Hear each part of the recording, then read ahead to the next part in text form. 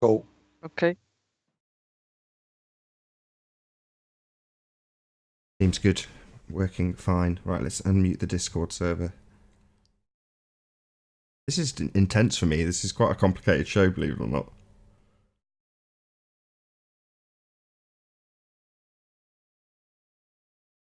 How do I mute in Discord? You're underneath. You see your name, your icon also. I got it. So, are you in there already then, Betty, or not? Yeah, I'm seeing you there. I see that you're having a roundabout ring around your icon. So does that mean does that not cause issues then when you're in there and I'm in there? I suppose that's the point of Discord, isn't it, to eliminate those problems when you're gaming? Yeah, I think that you can see someone is talking basically. Okay, right. 2 minutes and starting.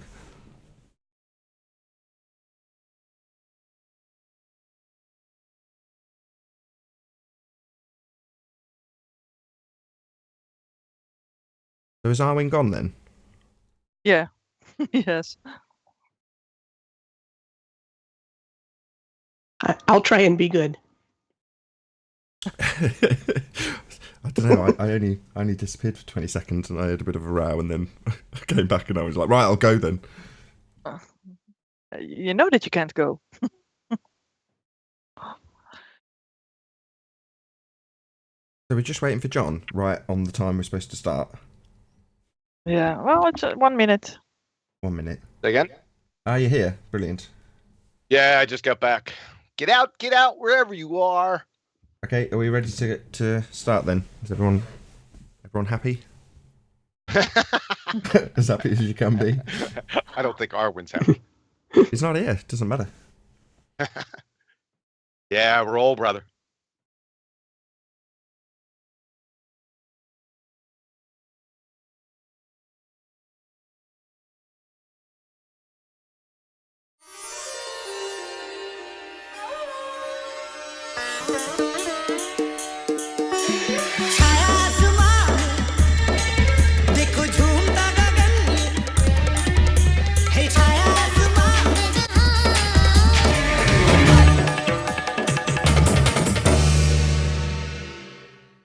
Welcome to BALLBUSTERS Live.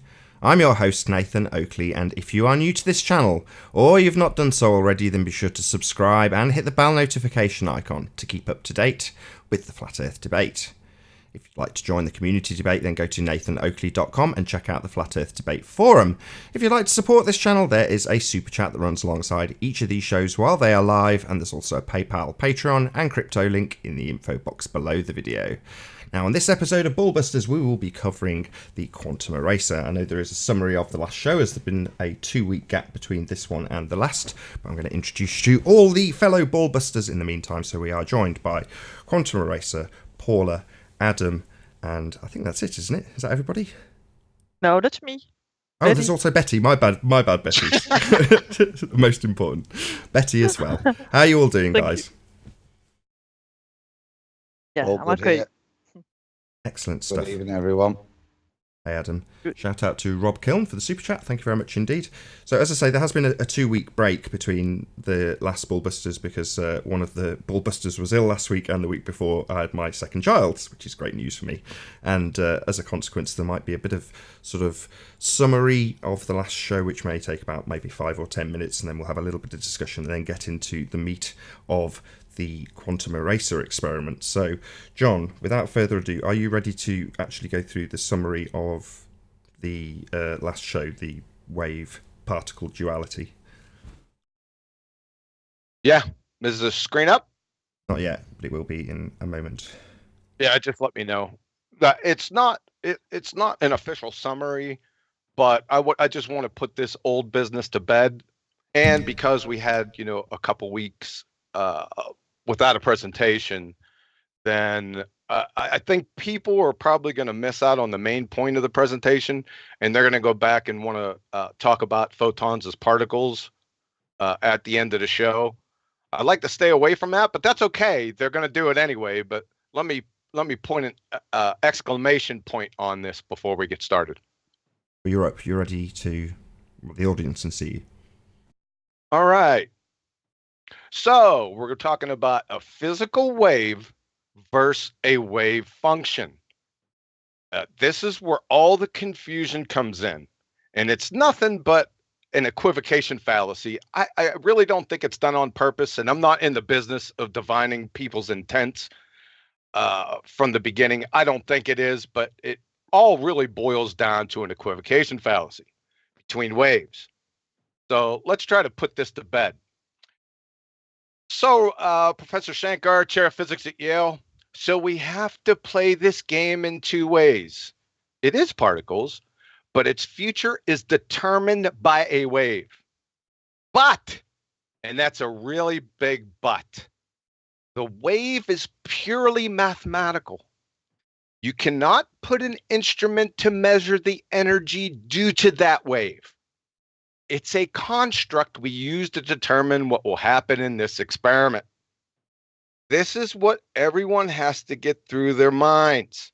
It's purely mathematical. It's not real.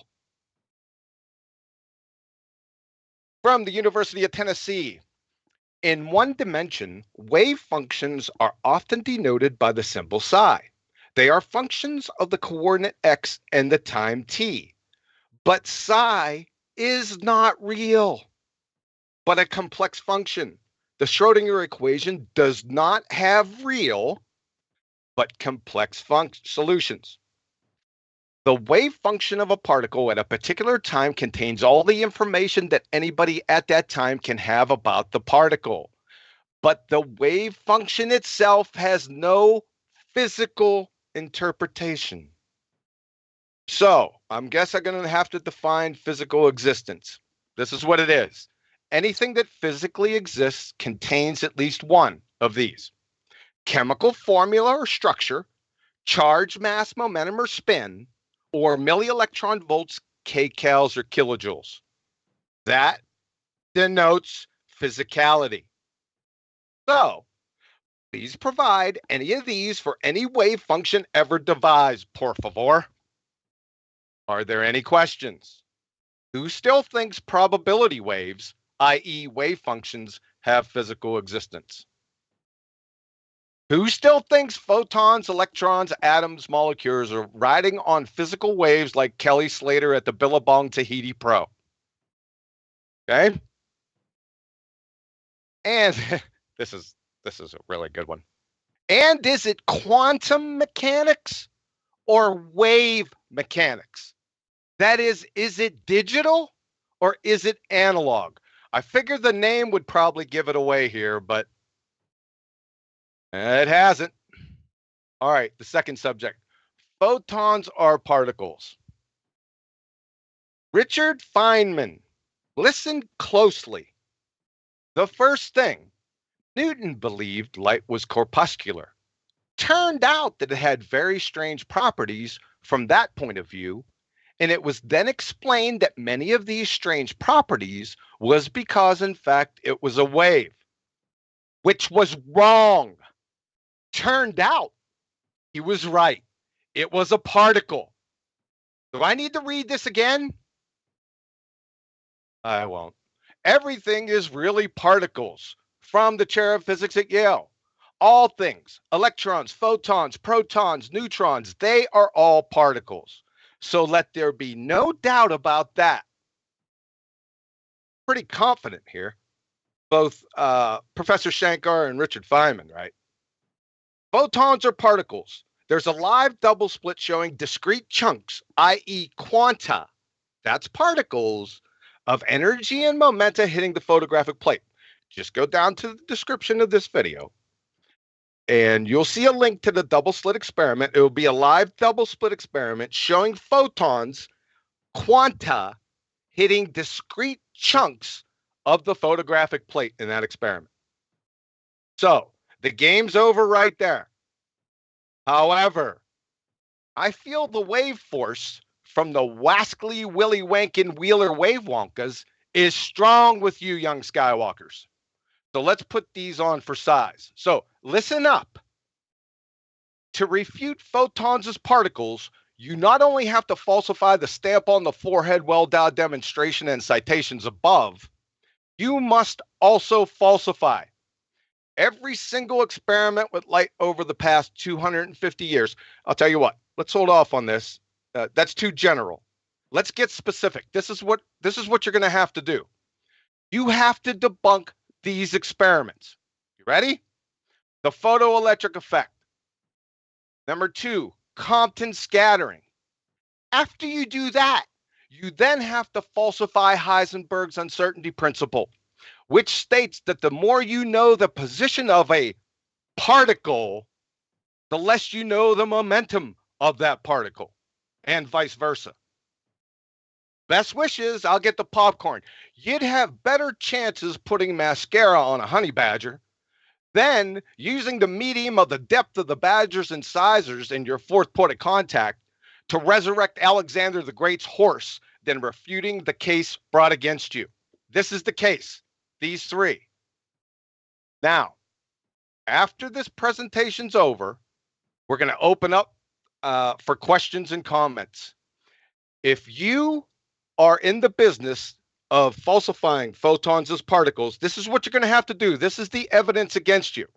So what you're going to have to say is photons are not particles.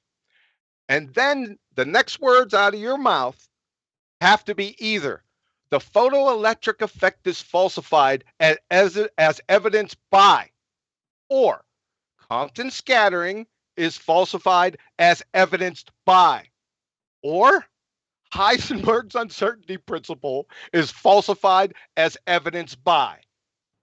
We don't want to hear any Elmer Fudd sophistry rhetoric. No stories. You have to come with cowbell. This is the evidence presented against that position. You have to falsify this evidence. Does everyone understand?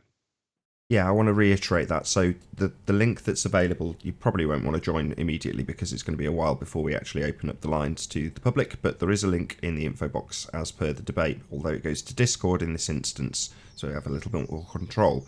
However, if you are here, or if you join the show, to say light is a wave, you will have to debunk that, or as John puts it, the next words out of your mouth will have to be the photoelectric effect is bunk because, and here is the evidence to back my statement, or the Compton scattering, or Heisenberg's uncertainty principle. So those are what you will have to present if you are to assert that light is a wave. Anything more on this preamble, and then we'll have a little bit of a chat amongst ourselves and then move on to the main event, unless there is more. No, that's it. Okay. Cool. So, hello again, Betty. Sorry I didn't give you a proper introduction. Doesn't matter. I think that's a fair summary, don't you? I think that's a fair or a reasonable expectation for someone who's going to claim that light's a wave. What do you think? I think they will have a hard time getting the evidence. So John made a really, statement here, and good luck to anyone that wants to falsify this. So, and to those who might say this is a simple red herring. Well, I'll address that, Nathan, because I was wondering what's all this sandbagging about. We were just joining, but I understand the point. Look, there's a secondary and main point to be made, unless I stand to be corrected. And if you're going to red herring the secondary and main point after this, then don't use this as any points of topic to bring up, because you don't want to discuss that tonight. You can do, but if you're going to, please at least have boxes 1, 2, and 3 ticked. Is my comprehension correct? Yes. Fine then. I understand the purpose of the debate this evening then, and shall not red herring you as to whether or not it's a wave. That wouldn't be a red herring anyway. Don't worry about that red herring. Whoever brought that up.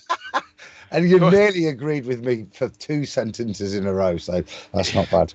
Yeah, it's not a red herring. Whoever brought that up before, they're I don't know, Hey, fluoride. Let's not pour scorn on any other ballbuster. Anyway, Paula, what's your take on all of this? I know you've made a couple of videos since the last Ballbusters.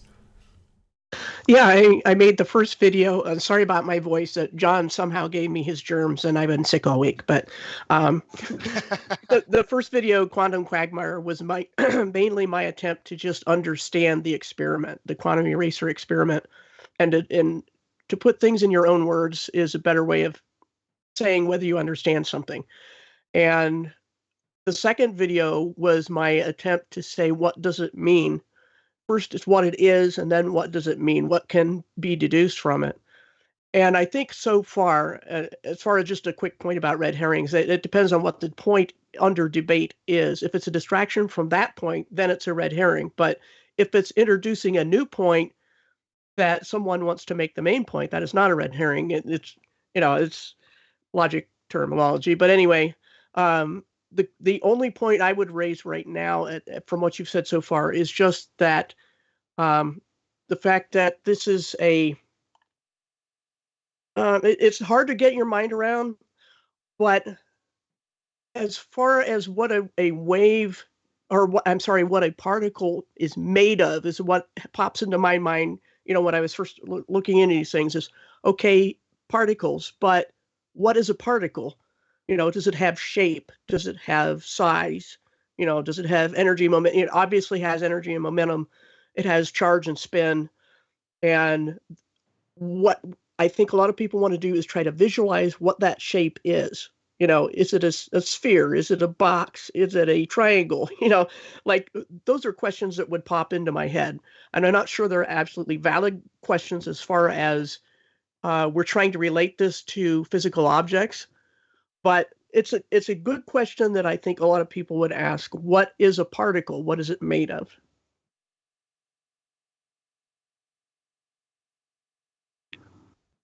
Yeah, well, at least it is something that will hit you, basically, because it hits the back screen of the detector, right? The catcher's mitt, basically. Right. You can count it and make the wave function out of it and all those sorts of things. But as far as what a particle is I think a lot of where the tripping up happens between particle and wave. Because, for example, to use an analogy of water, we know that water is made of molecules. And if you separate the molecules, you no longer have water. You have hydrogen and oxygen. But when you put a bunch of water in a container, it will have wave behavior. So I don't think there's a necessary conflict between the two when it comes to properly framing the question, which is, are we talking about one bit of water, a molecule, which is not a wave? Or are we talking about a whole bunch of molecules of water, which when together have wave properties? And that's the best I can do to try to pinpoint the stone that people are stumbling over. Well, a wave is continuous. It's analog. Particles are discrete chunks, quantities, quanta. That's the difference. Right. So I would just say when it comes to the wave particle sticking point, that we have to have context for that.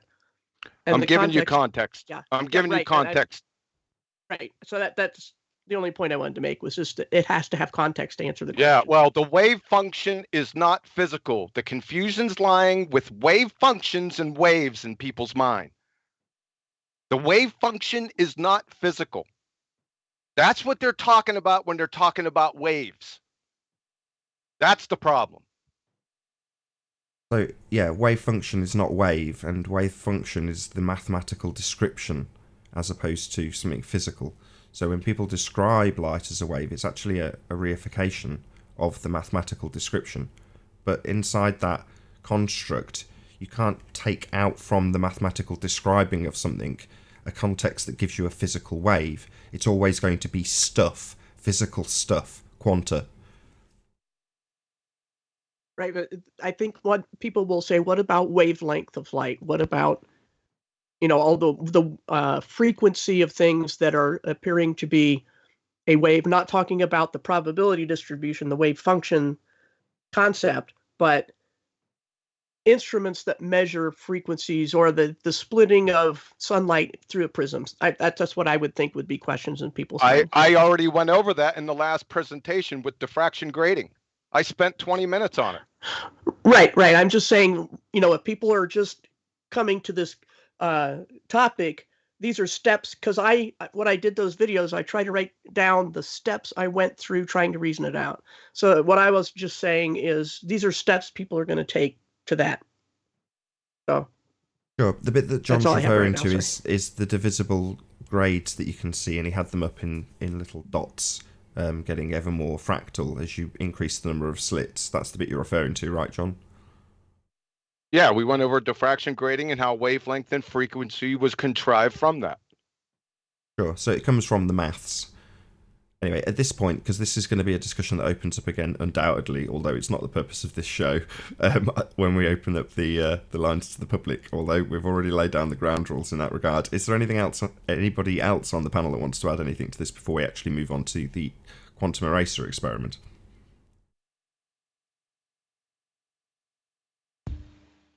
I'll take that as a no. Okie doke. Right, so let's just bring up my window. Bear with me 1 second.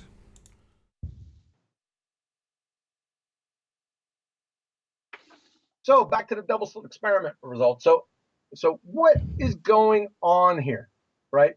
What are these results telling you? You know, the difference between these results. Now, we already talked about the particles are hitting this. That's not the issue. We're looking at the overall pattern. So what is this telling you? Well, it's telling you, let's go with the interference pattern first. It's telling you that if there was no detector here, that the photons were acting like, very important, like waves, non-physical waves. That if there was no detector here, you wouldn't get anything here. Nothing's existing here. As opposed to this pattern, you know, we have the knowledge of the which path information. Well, what's this pattern telling us? Well, that the photons acted like, you know, baseballs before the double slit, through the double slit, past the double slit, and hit the detector. They did exist. It's like taking baseballs, chalking up baseballs, you know, get a big double slit and fire 500,000 baseballs through back to the backstop, a black backstop. This is what you're going to get. I mean, a lot of people, when they look at these, they don't see, you know, the ramifications, but that's what it means. And again, it's the overall pattern that's the issue here. Not that particles are hitting here. Everyone knows that they're particles hitting. The problem, if they're Newtonian particles, and every particle is a Newtonian particle, we should only see no interference. We should only see this. But we see interference to the right. Well, that's a problem. Right? What are they when we're not looking? Or better said, knowing. That's the key. And why is it when we look or measure or to know where they are before they reach their destination, that's the photographic plate or the emulsion plate, the pattern changes and we get a standard particle pattern here to the left? Why is that? So again, this is the typical double slit over on the right-hand side. Young's typical double slit experiment. There are no slit detectors in this experiment. It's just virgin. He's going to fire a coherent light source, and he's going to get an interference pattern on this back wall. But, you know, after those experiments by Einstein and Compton and a few others, they said, well, wait a second. You know, photons are particles. Why are we getting this interference pattern back here? We shouldn't be getting that. Now, I'm going to skip a lot of experiments, a lot of time here, but eventually they said, okay, there's something going on at these slits. Let's figure this out. So they put photon detectors here, right? Gathering the which path information. They were storing the information. And what happened? Excuse me. Well, the wave function collapsed. That's what they say. That's how they phrase what happened, the difference between the interference pattern and the two columns. The wave function collapsed, right? And they're saying, well, wait a second. I mean, we just put photon detectors here. Why is it changing the overall pattern? It doesn't make any sense. But it's really cool because there are only two choices left here. Why this wave function is collapsing, right? One's obvious, one's not so obvious. But the first one is, well, the photon detectors are somehow or in some way interacting with these photons coming through this through these slits and changing this pattern, right? Or number two, it's not so obvious. It's the path information. It's information. It's knowledge. It's knowing that's collapsing this pattern. So that's pretty cool. There's only two choices. We're looking at only two choices and a cause and effect relationship, right? Well, that's pretty easy now. We can test this. We got this down. We can deal with this. So you had two camps. Either the photon detectors are causing wave function collapse, or knowledge of the which path information is causing wave function collapse. The only two choices. It's black or white. It's a 1 or a 0. No interpretations here. It's either this or that. Okay, we'll take a short break, so hopefully we can get some opinions from the panel. So maybe Betty, if you want to go first again. Now, can I start off? Yeah, go ahead, John. Please, can you pull that back up on the screen? Yeah, sure. Yeah. Yeah, this is a microcosm of a bigger picture. When we talk about the two ontological primitives, that is, there's only two choices for how we, the universe and us, are here. It's either nature or intelligent agency based on information. Now, if you take a look at these two camps right here, it's a microcosm of that, right? You see the two ontological primitives. Number one is nature, because it's physical detectors causing wave function collapse or decoherence. And number two, it's the information that's causing wave function collapse. So right here is a microcosm of a bigger picture that we want to answer. The two ontological primitives, which one is it? It's either a 1 or 0. It's either black or white. It's either yes or no. That's it. Thanks. Betty? Yeah, well, that's the whole thing for me as well. I mean, that double slit says it basically. For me, that it's either the one or the other, and I don't have anything to add on that. So for me, it's clear. John explained it very well. Paula? I would just say that having looked into it, because it's always good to look up things ourselves as well, that it seems pretty obvious that nobody's trying to fool anybody. This is not a magic trick. It's not some grand plot to fool people into something, because they didn't get the results they expected a lot of times. And there was a lot of back and forth. If you follow the history of the experiment and quantum physics and all those things, there was a lot of argumentation among them. And so the winning thing, although that does happen in science, quote unquote, where there's ego and reputations and corruption involved, it doesn't seem to be the case here. It's just a mind-bending thing, even to physicists. And so I don't think they're trying to fool anybody. I would just wanted to make that point. Sure. It's scientific, as they say. What about you, Adam? You got anything to add? Nothing significant, really. I mean, I wouldn't try and force a number 3 in any way, if you know what I mean. But the only thing I would say is that's point 1 is quite comprehensible, understandable. We can, even if we don't understand it exactly why it's happening, we can conceptualize what point 1 would be.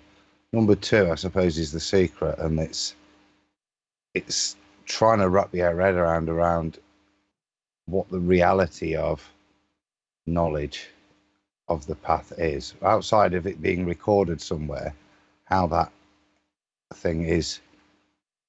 We've just been talking in terms of photons being physical things, how that is interacting with reality. So yeah, I agree with the point, but still, it does your head in, doesn't it, quantum mechanics? Well, hopefully not. We'll bring some clarity. Paula, is there any chance you can remind the audience what the ontological primitives actually are? Sorry, I was muted. Ontological primitives. Well, I always try to put things in without using the terminology, so because people are just gloss over.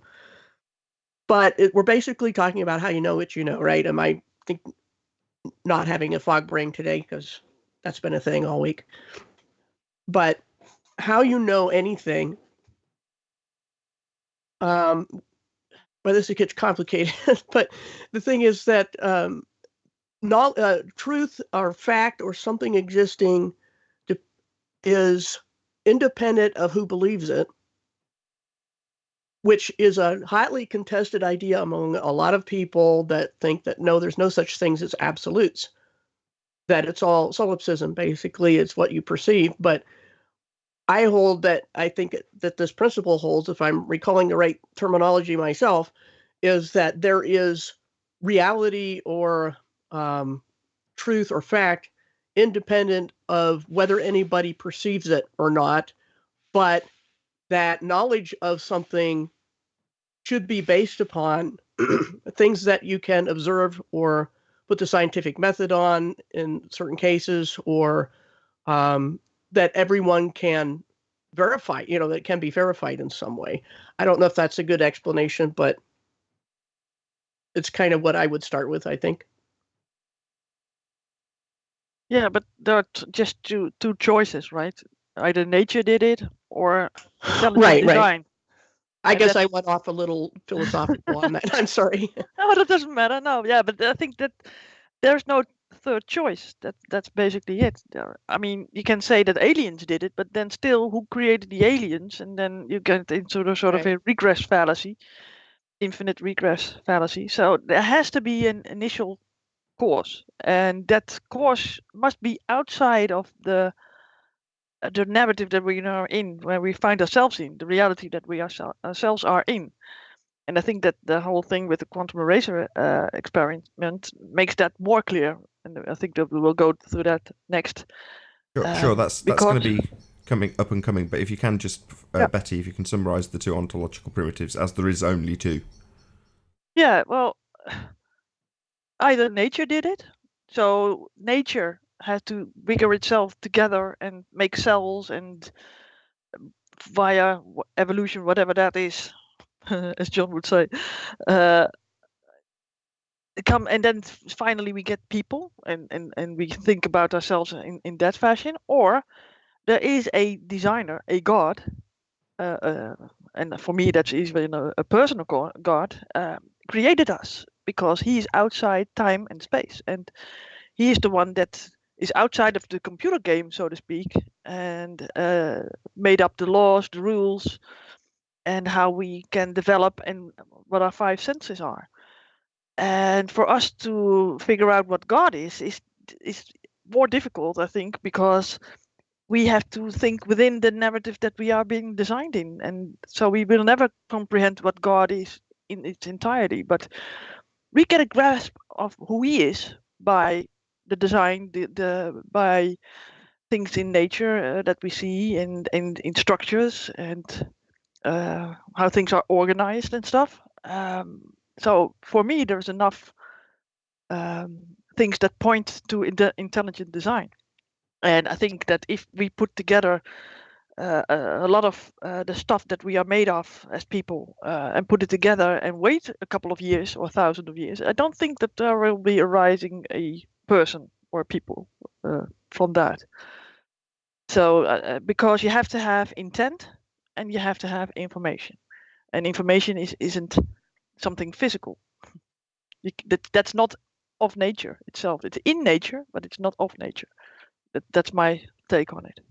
Okay, but because this was supposed to be a hint at them, and John's probably chewing his thumbs off at the minute, but so I'll just summarise and then we'll carry on a bit further on. But yeah, so just to summarise, so it's either everything created from nothing, or everything from a creator, or from creation, an overriding force that creates, rather than everything spontaneously coming into existence from nothing.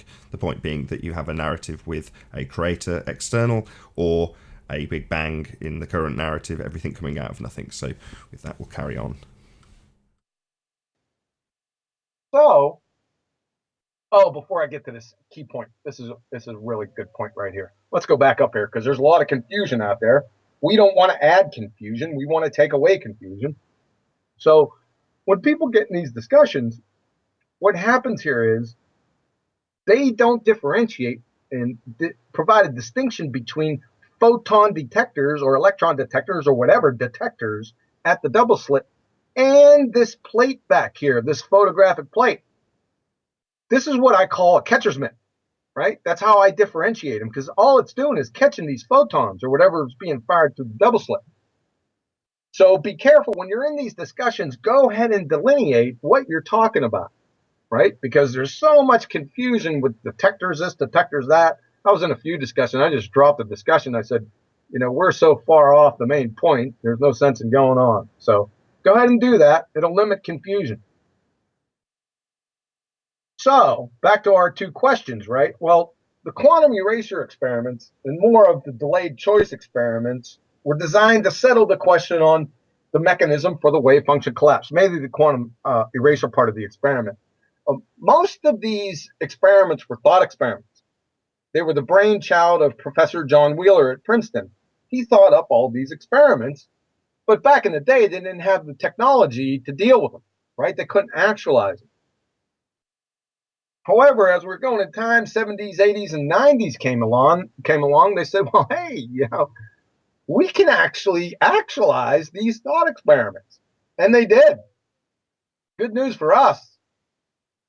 So that brings us to a delayed choice quantum eraser, right? I call this the undisputed. It's undisputed on many levels. And my namesake. And this was by Marlon Scully and Yunhoo Kim in 1999. And the reason why I call this the undisputed is that any conjurings that anyone feebly dreams up to obfuscate quantum mechanics is clobbered incessantly over the head with this experiment alone. I mean, there's not an argument, there's not a single one in 10 years that I just didn't go into this quantum eraser and just pummel anyone's arguments. That's why it's undisputed, or one of the reasons why. The second one is the simple elegance of this experimental design. You're going to see it here in a few minutes. It is quite noteworthy. I've seen thousands of experiments, and this one just stood out to me. Over many different disciplines, this one really stands out. It's simple elegance that stands out. And number three, the magnitude of the downstream ramifications of what this means for our reality will leave you breathless. I mean, it's quite amazing, and you're going to see that here in a few minutes, hopefully, where you don't have a pulse. So ever since this experiment, this is another funny thing, ever since this experiment was published and continuing to this day, has sent and continues to send physicists in droves to the Eastern mystery religions, right? Why? Well, there's no way out. I mean, if you're an atheistic scientist and you understand quantum mechanics or have been around the discipline, you can't reconcile it with your worldview. So it sends them in droves. You can even go through the literature and find them talking about this, right? They won't go to Christianity. We can't have any of that.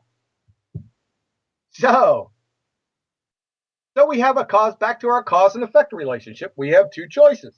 Well, if we have a cause and effect relationship and we only have two choices, what can we do? I know, excuse me, almost choked.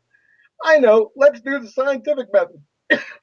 The pollen's not helping here either, man. We got like a 1/4 inch of pollen outside on my Jeep.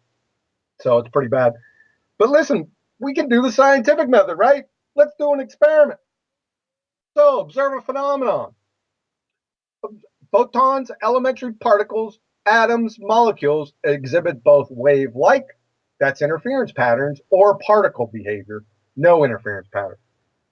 Step 2, the alternative hypothesis. If the which path information is known or can be known, then we will observe wave function collapse.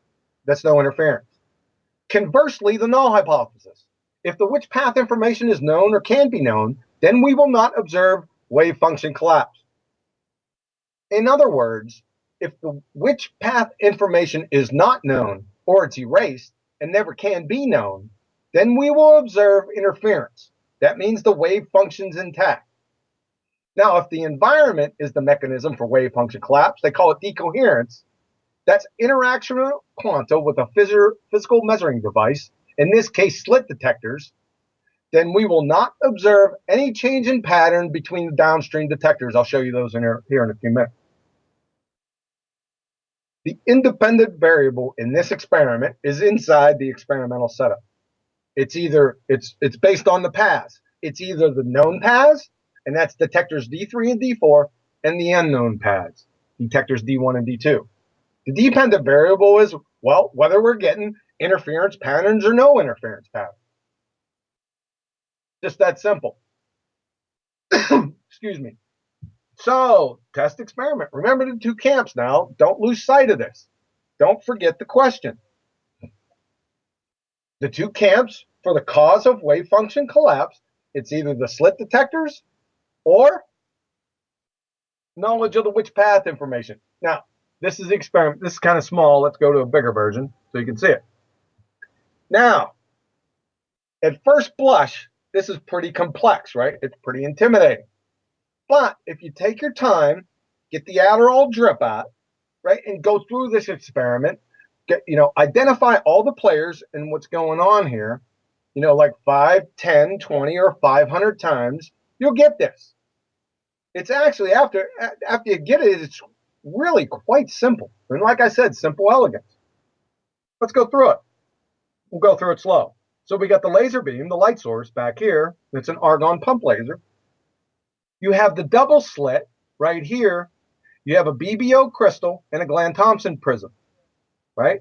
Now, before we move on, notice something I didn't mention over here, right? What didn't I mention over here by the double slit?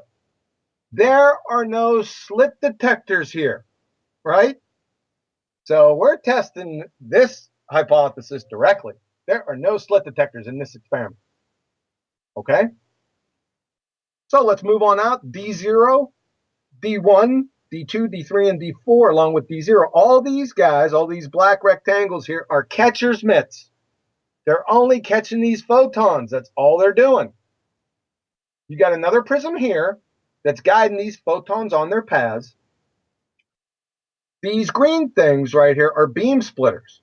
Now, they're half silvered mirrors. That is to say that any photon incident on one of these beam splitters, there's a 50-50 chance of the photon either transmitting through or reflecting off.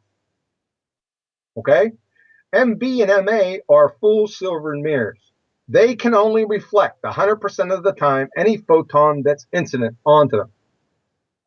And you have the coincidence counter, right? This is storing all the information from this experiment. Another important thing, this is a fire and forget experiment. That is to say, you could turn this experiment on, leave the lab, go on vacation, and you're good to go. There are no observers in this experiment. Very important, right? No observers. You don't have to observe anything for this experiment to come to fruition. Okay? So let's go through a path. So we have the argon pump laser here. It fires a single photon at a time through the double slit. Hits this BBO crystal. Now, it converts that single photon into two entangled photons. The signal and the idler, they're sister photons. This Glan-Thompson prism separates those entangled photons and sets them on two different paths. One to D0 and the rest through this part of the experiment. Now, we're not going to pay any attention to D0 for right now. Let's just be concerned with what's going on down here. So, a photon is fired, and D4 gets a ding. It gets hit. So, but what can we say happens if D4 gets hit? Well, what we can say is we know the path information, right? It can only come out of the A path or the red path. We'll call the red path A path. There's no way a photon can be fired out of the B path or the blue path and hit D4. So we know the path information. The same thing happens with D3. Due to the experimental setup, if this detector is hit, the only way it can be hit is if it came out of B. There's no way a photon fired out of slit A can hit D3. The same, there's no way that a photon fired out of slit B can hit D4. There's just no way. The experimental setup limits that, right? So now we move on to D1 and D2. This is the eraser part of this experiment, D1 and D2. Or better said, it's the obfuscation part. Excuse me. What's happening here, the path of these photons are taking is erased or obfuscated by the experimental setup, right? As for D4 and D3, it can take the photon can take only one single path, but with D1 and D2, it can take both paths. Watch. A photon fired out of slit A can transmit through BSB, reflect off MB, reflect off BSC, and hit D2, right? A photon can also be fired out of slit B path, transmit through BSA, reflect off MA, transmit through BSC, and hit D2, right? So the path is obfuscated. It can come out of either slit. We don't know. We can never know. Every single time a photon hits D2 or D1, guess what happens? We get an interference pattern here. It's acting as if, very important part, as if, because we don't know the path information, it's giving us an interference pattern here. Guess what happens at D4 and D3? We get wave function collapse every single time either one of these detectors are hit, right? This is over. It's over. Our question's over right here. There are no slit detectors. The wave function collapses because knowledge of the which path information, right? Yeah, but we're not done yet. That's pretty cool, but that's not the jaw-dropping part just yet. Let's go back to D0. So, photon gets fired, split into two entangled photons. The sister photons, one sister goes here, the signal photon. The other sister photon, the idler, goes on its path. Well, this detector is hit 8 nanoseconds before any of these detectors are hit in this experiment. In fact, this detector is hit by one of the sister photons before its sister reaches these beam splitters. It's right in this area or right in here. Guess what happens? Every time D0 displays a wave function collapse or no interference pattern, its sister hits D4 or D3. Every single time, there's no exception. Every single time D0 registers an interference pattern, its sister photon hits D2 or D1. We're off the reservation here. You know, if your jaw didn't hit the floor just now, you need to check your pulse, because we're off the reservation. This photon knew where its sister was going before it got there. Right? Now, either this photon got a highly complex computer on board, or Edgar Casey or Gene Dixon are riding this photon, then we're off the edge of the map. I mean, take your time and savor this. Right? Let's go back to the experiment, right? And deal with the experimental results and leave you with that. Well, this is easy, right? The results of this experiment are easy. The unknown paths, we got interference patterns. The known paths, we didn't get interference patterns. We had a wave function collapse. It's over, right? Right? The slit detectors versus knowledge of the which path information. It's over. It's knowledge of the which path information. Done. End of story. Analyze the results. Well, we just did. Let's go through it formally. As you can see with the results above, the which path information coming from either slit A or slit B was erased, obfuscated, or lost by the experimental setup for R1 or R2. Don't let this confuse you. It's D0 and D1 with D0 or D1 and D2. So D0 in combination with D1 and D2. So the photon acted in a way as if it went through both slits. It displayed an interference pattern, and it's the same pattern as a traditional double-slit experiment without slit detectors. For R3 and R4, the witch path information was known due to the experimental setup. It displayed no interference, the same pattern as the traditional double-slit experiment with slit detectors. Since there weren't any slit detectors in this experiment, that is, the slit A or slit B path information was either known or unknown merely by the experimental setup for each of the downstream detectors. Well, this is easy right now. Step 5, validate or invalidate the prediction, right? Well, the alternative hypothesis is validated. There is no possibility that the slit detectors collapsed the wave function. Why? Well, because there weren't any. Therefore, the prediction is confirmed. Knowledge of the witch path information solely collapses the wave function. The null hypothesis is rejected or falsified. Decoherence is incoherence. It's over. So the experimental conclusions. The existence of the witch path information alone causes wave function collapse. Decoherence, physical interaction with the measuring devices, does not cause wave function collapse. And quantum mechanical phenomena transcend time and space. That is, space-time is bunk. That's why Einstein tried to debunk quantum mechanics, because it was debunking him. He was the antagonist. We needed him, right? He was the canvas used to paint this picture, right? Sorry about that, but he got debunked.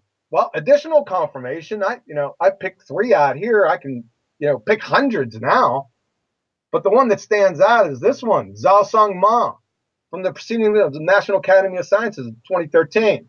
The quantum erasure with the causally disconnected choice. This experiment not only confirms and validates the delayed choice quantum erasure, but validates the time component by 5 orders of magnitude and the space component by 50 orders of magnitude. Their detectors were like 144 or 45 kilometers apart. But this is over.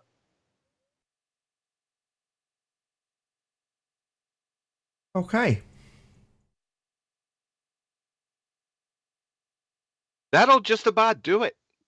Well, there's still some extra kindling we're going to burn here, but that's it. It answered the hypothesis. It answered the question. Not only delayed choice quantum eraser, but now there's thousands of them. The thing is, you say a lot of it's over in the presentation. Can you elaborate on that, John? Yeah, what is the over question exactly? Yeah, the question's over. The question was either the detectors, the physical detectors, were causing wave function collapse, or number 2, it was the knowledge or the witch path, the existence of the witch path information. So it's the witch path information existing causing wave function collapse. That answers the question. The ontological primitives. It's over. Okay. And some people in the chat, I saw that they laughed a little bit about the sister photon. Can you explain what that means? Entangled photons and Yeah, 2 entangled photons were generated and sent on their separate paths. how they do that with that prism, I think? Yes, it's called spontaneous parametric down conversion. We don't want to get into that right now. Mm-hmm. If they want background information on all that, then maybe I could send it over chat. I could probably put it in Discord also, but we don't want to get bogged down into technicalities. That will be here all day. That's fine. Just describe it slowly. Say the words again. Subparametric down conversion is what I heard. Yeah. In this specific experiment, it's spontaneous parametric down conversion, SPDC. Cool. So I would like you to reiterate. So how does this answer the ontological primitive? So we have everything coming from nothing, or everything coming from a creator, and we have the delayed choice quantum eraser giving you the answer to the answer being the independent variable being knowledge of the witch path. So the existence of the witch path information being able to be discovered or capable of being examined is the cause of the wave function collapse. So if you have knowledge of the which path, how does that answer the ontological primitives? Well, you can't have information without a knower, right? Only intelligent agents can create information. So it's a feedback loop. And we only had two choices, right? Either the physical detectors were causing wave function collapse. Well, it didn't cause wave function collapse. Why? Well, there were no physical detectors or slit detectors in this experiment. So it eliminated that choice right off the bat. So, like I said, it's either black or white, 1 or 0, yes or no. And the choice was confirmed, the second one. Okay, so you also have, I forget which detector it is, the one that's milliseconds prior to actually getting split. So before you have the actual choice being made, in essence, so before you've got either 2 lines or multiple lines, if you want to keep it simple for those in the audience, before that choice is made, the sister is hitting a detector and in essence telling you in advance whether you'll get wave function collapse. So without stealing any thunder, what's the significance of that? You said we're off the reservation. We're going to talk about that here over the next few minutes because that was the second part of the experiment. That part of the experiment wasn't involved with our initial question, our main question. Sure. But we're going to get into that here in the next few minutes. Sure. So, I'll bring it back on track. So I'll summarise. So the important point of this is to say that you've established the cause. The independent variable has been verified within the setup, and it's a direct testing of the hypothesis, as John said, because there is no slit detectors. So therefore, you are directly testing the hypothesis and confirming it as knowledge of the which path, or the existence of the which path information in the first instance, just to be a bit more clear. So Adam, have you got anything else you want to add? And then Paula, and then we'll move on if not. No, I mean, that's pretty standard. The only bit I don't really have pressure with is necessarily the full supposition of a creator. For me, it certainly proves that the system in which we're operating has been programmed, is the definitive statement, conclusion I'd reach. I wouldn't necessarily go quite as far as to it implies a creator of the system, but that system is, and I think that the last bit, which is the Einsteinian debunking of space-time, it does. The other nice bit for me is that it destroys that's an operating system, because this system seems to operate outside of any alleged fabric being interwoven with time. That's cool, because I 100% agree with your sentiment, which is to say, when you have this anthropomorphization of a creator, I'm sure you know what I'm talking about, I kind of don't, that doesn't sit well with me. But as you phrased it, there is a program that we're working within, and therefore it must be programmed. That much we can, or that much, I'll speak only for myself. I know other panel members feel differently, but that's certainly, a given at this point, as far as I am concerned, and it seems that you are in agreement with me on that particular point, Adam. But I won't ask for anything more from you, Paula, if you've got anything to add. Yeah, I would just, 2 things. One is that people are trying to compare the quantum eraser experiment to the Cavendish experiment, and there's really no comparison at all. There was no really rigorous controls or anything. There could be vibrations affecting, the apparatus. It was, he made observations, but one person did this, and they say it's been replicated. But the point is that he wasn't even looking for gravity; he was looking for mass. And the conclusion was the measurement, so-called, was such a small, tiny number that the margin of error would wipe that out anyway. And the fact remains that this quantum eraser experiment is bending over backwards to eliminate any other possibilities. That's why it's designed. The other point being, there was a book called "In the Beginning Was Information" by Werner Gitt, and basically, I think I never read the whole thing, and it was out a long time ago. But I think the gist of it was this very point, whether it was based on this experiment or not. The point is that the universe screams design from every bit of it. The laws of nature, I've often asked people which came first, the laws of physics or the matter they act upon, because it's a both and. You have to have both. Nature won't do anything unless it has laws that it follows. And those laws come from an intelligence, because there's transmitters and receivers. There's something that must do something and something else that must receive something. And so design is inherent in everything in the physical realm. And so even without this experiment, we could still reach that same conclusion, which has basically been the creation evolution debate all these years, was that we see design, such as flowers and bees, interdependence that can get so complex. And the more we study biology at the micro level, the more obvious it is that systems are irreducible in their complexity, that you can't just go from gills to cardiovascular, for example. These things have to have evolved perfectly in tandem for a bazillion years, which is preposterous even by evolutionary standards. And so, all things considered, that this experiment only serves to confirm in a very rigorous way that design is obvious and there must be a designer. Yeah, there's a nice quote. I can never remember who it's by, and I'm going to butcher it slightly. The first sip of the scientific cup will make you an atheist, but at the bottom, God is waiting for you. I've done a terrible job of paraphrasing that. Nothing Anyway. wrong with that. Right. But, do we move on, or is there anything else anybody wants to add before we move on to the last part of this presentation? I just want to ask. She mentioned evolution. What's that? I was hoping you wouldn't do that, but yeah, I picked up on that too. I think I think it was in context when you said evolve, you were actually saying how preposterous that idea was, were you not, Paula? Right, exactly. It's the same proposition that nature by itself does things without a designer, when that's utterly impossible.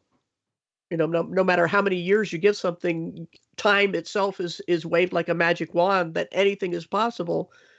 And even though they can't replicate it, they believe it. It's just a belief when it comes down to it. And that's Also, why you were saying that thing about the theologian. The illustration I heard was that the scientists are climbing this huge mountain, and at the top they find a band of theologians who have been there for centuries. Right. Yeah, Okay. it starts with quantum mechanics puts the exclamation point on it, because actually, I love, the biochemistry part. That's my first love. But quantum mechanics, see, in biochemistry, you have to have chemicals. But you see, what quantum mechanics is saying, you can't even have that without information. In other words, get your own dirt. Yep, that's that joke that is all been around for a long time. That the scientists are telling God, "You can go. We can do this ourselves." And then God says, "Well, let's have a contest. You make man, and I make man." And he said, "You can start." And then the scientists pick up some dirt and try to make man. And then God says, "Hey, what's that? Get your own dirt." So that's what it's coming from. Exactly. And if you only have to tell this joke, and people laugh at it and laugh for it, but it is basically what it comes down to. It's basically what we're talking about here right now. Yeah. In fact, it's the whole point. Yeah. Just Yeah. a little joke can get you there too. So.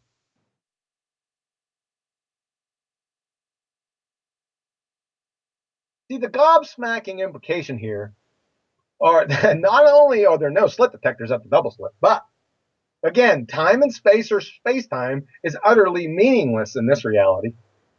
And how in the world did the sister signal photon know where its sister idler photon was going before it got there? How did that happen? Interdimensional Jedi telepathy? And number two, how in the world can photons know the Witch path information? Aren't photons inanimate objects? I mean, they're not sentient, intelligent beings, are they? And why act differently even if they did know? I mean, this is preposterous anyway. They don't know anyway. So somehow the photon knew that you knew where it came from and where it was going to end up before it ended up, and changed its behavior accordingly. What's that sound like, right? Sounds a whole heck of a lot like omniscience, doesn't it? It's just jaw-dropping. It's unbelievable. See, these guys knew this stuff even before these experiments came out. These guys knew it. Check us out, 1986, from Professor John Wheeler. Right? It begins to look as we ourselves, by our last-minute decision, have an influence on what a photon will do when it has already accomplished most of its doing. We have to say that we ourselves have an undeniable part in what we have always called the past. The past is not really the past until it has been registered. Or to put it another way, the past has no meaning or existence unless it exists as a record in the present. That's why Niels Bohr said, no phenomenon is a phenomenon unless it is an observed phenomenon. Sound familiar? First step of the scientific method. Let's take a little sidebar here. That means all the fairy tale just so story prognostications, for example, radiometric dating, or any dating method for that matter, by the metaphysical pseudoscience priests telling us what happened in the past. You know, remember these guys, these clowns, right? We talked about before. These claims are all cod-swallop horsepucky, validated by experiment. You can't get around this. Again, in 1986, Sir Rudolf Peierls. The moment at which you can throw away one possibility and keep only the other is when you finally become conscious of the fact that the experiment has given one result. You see, the quantum mechanical description is in terms of knowledge, and knowledge requires somebody who knows. You gotta have it. We live in a virtual construct. I don't want to hear it. You know, from the snowflakes out there. This is what these experiments are telling us. Unless you can show photons and electrons, you know, having sentience and intelligence, I'm sorry. There you are. There it is. Who's the programmer? You got to have one. Who's the knower? You got to have one, right? Okay, we'll pause it there. We'll start Yep. with you, Adam, if you're paying attention. You there, Adam? Hopefully so. Yeah, again, I go back to my other point. I probably it applies the same. Yeah, I don't disagree with that. John saying it's the conclusions are obvious, really. Fair enough. Paula? I would agree with that, obviously. No surprise.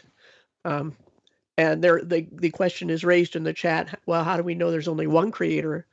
And to that, I would just give Occam's razor is unless you have a reason to multiply creators and you have some evidence that there are more than one, then I don't see the reason to even ask the question. But the point is that if nature shows us that all the laws work together, and for example, that all life has genetic material that follows basically the same rules, then that points to a single entity, as far as I'm concerned.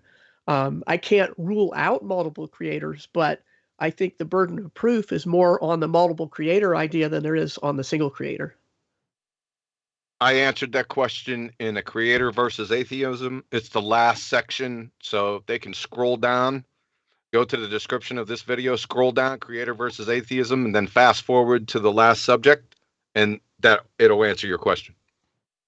I mean, Nathan, Yes. if we're going to get a bit like Boys from the Dwarf, would be my only retort, if you know what I mean, where you would start to not necessarily look at multiple creators, but look at multiple different rules in additional dimensions that sit above this. But again, that's kind of getting into, I'd say, a bit of boys from the dwarf sort of complete theological presupposition. But Well, it's in not. terms It's, of it's the not. It's Einsteinian again. Well, when you say boys from the dwarf, do you mean Red Dwarf? yeah, exactly. You know where they got It's all the kind of- ideas from Red Dwarf from? Yeah. Where? Well, well, standard sci-fi, which comes from, I suppose, Einsteinian laws, a lot of it. But No, Rob Naylor read A Brief History of Time. did he? Oh, Yeah. right. So, It's all Einsteinian, the whole lot. So when you talk about parallel dimensions, you're talking Einstein. Yeah. Just so you know. No, so what I'm alluding to there is not parallel dimensions. I'm talking what John says is logical, sensible. You will still get some apologetic that you can have higher dimensions, just like Einstein is trying to interweave time into the fabric of the universe. You could have the 21s that are in string theory or whatever it is. Do you know what I mean? Other stuff that doesn't necessarily make the only conclusions you can reach with the physical universe, which is the only evidence we have, which is what John's outlined, true. Does that make sense in terms of a continued kind of theoretical physics kind Not of really. stuff? You're way Still off doesn't explain this world, this reality, does it? Yeah. No, exactly. I'm not. That's what I'm saying. The only apologetics would be that kind of totally theoretical physics supposition where you have additional dimensions that allow different laws that sit outside of the to that, laws. what I would reply, quite Adam, like. in an almost sarcastic way, is anything's possible. However, Yeah. in this instance, we're focused on existence through information. So this is predominantly focusing on the stuff that we can prove within our dimension, if you like. So yeah, anything's possible. But what we know here and now from this is that you've got to have a knower in the first instance. I think that. Oh, go ahead. Sorry. But that's it. You can go as far off the reservation from that, and you know from medicine how far off the reservation you can go from a single scientific experiment. You can go way off, right? Whereas this is quite specific. And that genuinely was why my first comment was yes, correct, agree. Because like I said, the only place you can go is into supposition to outrule the logical conclusions from what John went through. This conversation breaks my heart, Adam, because what you're talking about is stuff that I held very dear back when I was a glowhead, and these concepts are fantastic in my opinion. They're just awesome. They're bollocks though.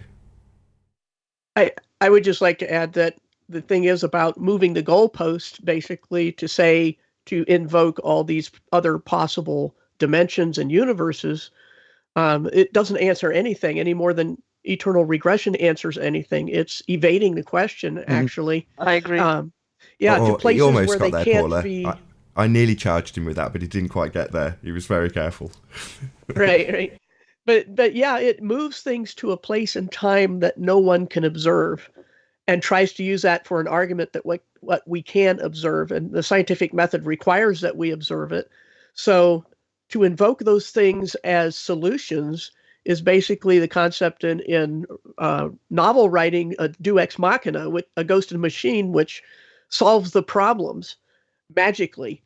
And these things are just not answers. They're philosophical mind games, but people do that to avoid reaching the conclusion that there must be a first cause, and the first cause must be supernatural by definition. I think that's really, if we want to look for motives behind it, but the inherent problem is that it takes us out of science in order to try to explain something scientifically, and it can't be done.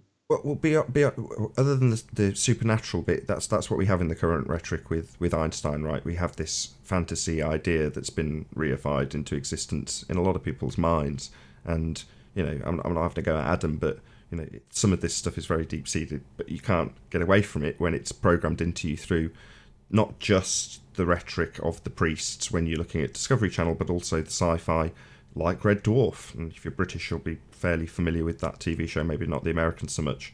But yeah, it's based on these Einsteinian concepts that have just been reified into existence from mathematical concepts. And yeah, they're fading out because of things like this. And John mentioned it earlier, you know, you've got Einstein trying to debunk this experiment, scientific validity being given to this, as opposed to field equations and concepts. Any more for any more? Should we move on? Yeah, I dropped anchor here for a reason. Right? I was expecting a lot more blowback. I Me mean, too. I said simulation and virtual reality. I was expecting a lot more blowback here. This is what I was talking about for the last presentation. It was probably too long ago. And I said, we're going to stop somewhere and I'm going to drop anchor somewhere where I didn't spend a whole lot of time with the last time, but I was going to spend some time with this time. I mean, this is simulation virtual reality, right? You can't get around it with this experiment and with thousands of other experiments. Why? There's a couple reasons why here, right? Because photons are inanimate objects, right? They can't be passing information. And where'd they get information from? I mean, information is only caused by intelligent agencies, so there's not any information anywhere. That photons, they're not talking to each other. Just right? That's the most important and key detail. Just say that a little bit slower so that the audience recognises the significance of what you've just said. I'll try to be a little bit calmer. Okie dokie. Okay, the second part of the experiment, that is the delayed choice part with D0. There's no way that these photons, which are inanimate objects, by definition, they don't have consciousness, they don't have a mind. They don't communicate with each other. One of them can't tell the future of the other particle. We're way off the reservation here. That points to a virtual reality as opposed to an objective reality. See, those are your two choices here. You got an objective reality, and what's that? Well, an objective reality is an independent existence of things regardless of measurement and observation. As opposed to what a simulation would be, it's without or without independent existence prior to measurement or observation. It's just as simple as that. I hear a lot of people on the internet saying, well, you can't prove that it's a simulation or not a simulation. It's just an open question. No, I just did. So it's just that easy. There's another point that's coming up here that we're going to stop on. I'm not. Let's stick on that one. Right. Hold on. That's the best part of it. So, in terms of what this inanimate stuff is, and this is back to the ontological primitives, does that just exist in and of itself without any interference? Well, no. The information, the knowledge, the knower comes first. That's the critical detail. So no, inanimate stuff doesn't just exist. Everything from nothing.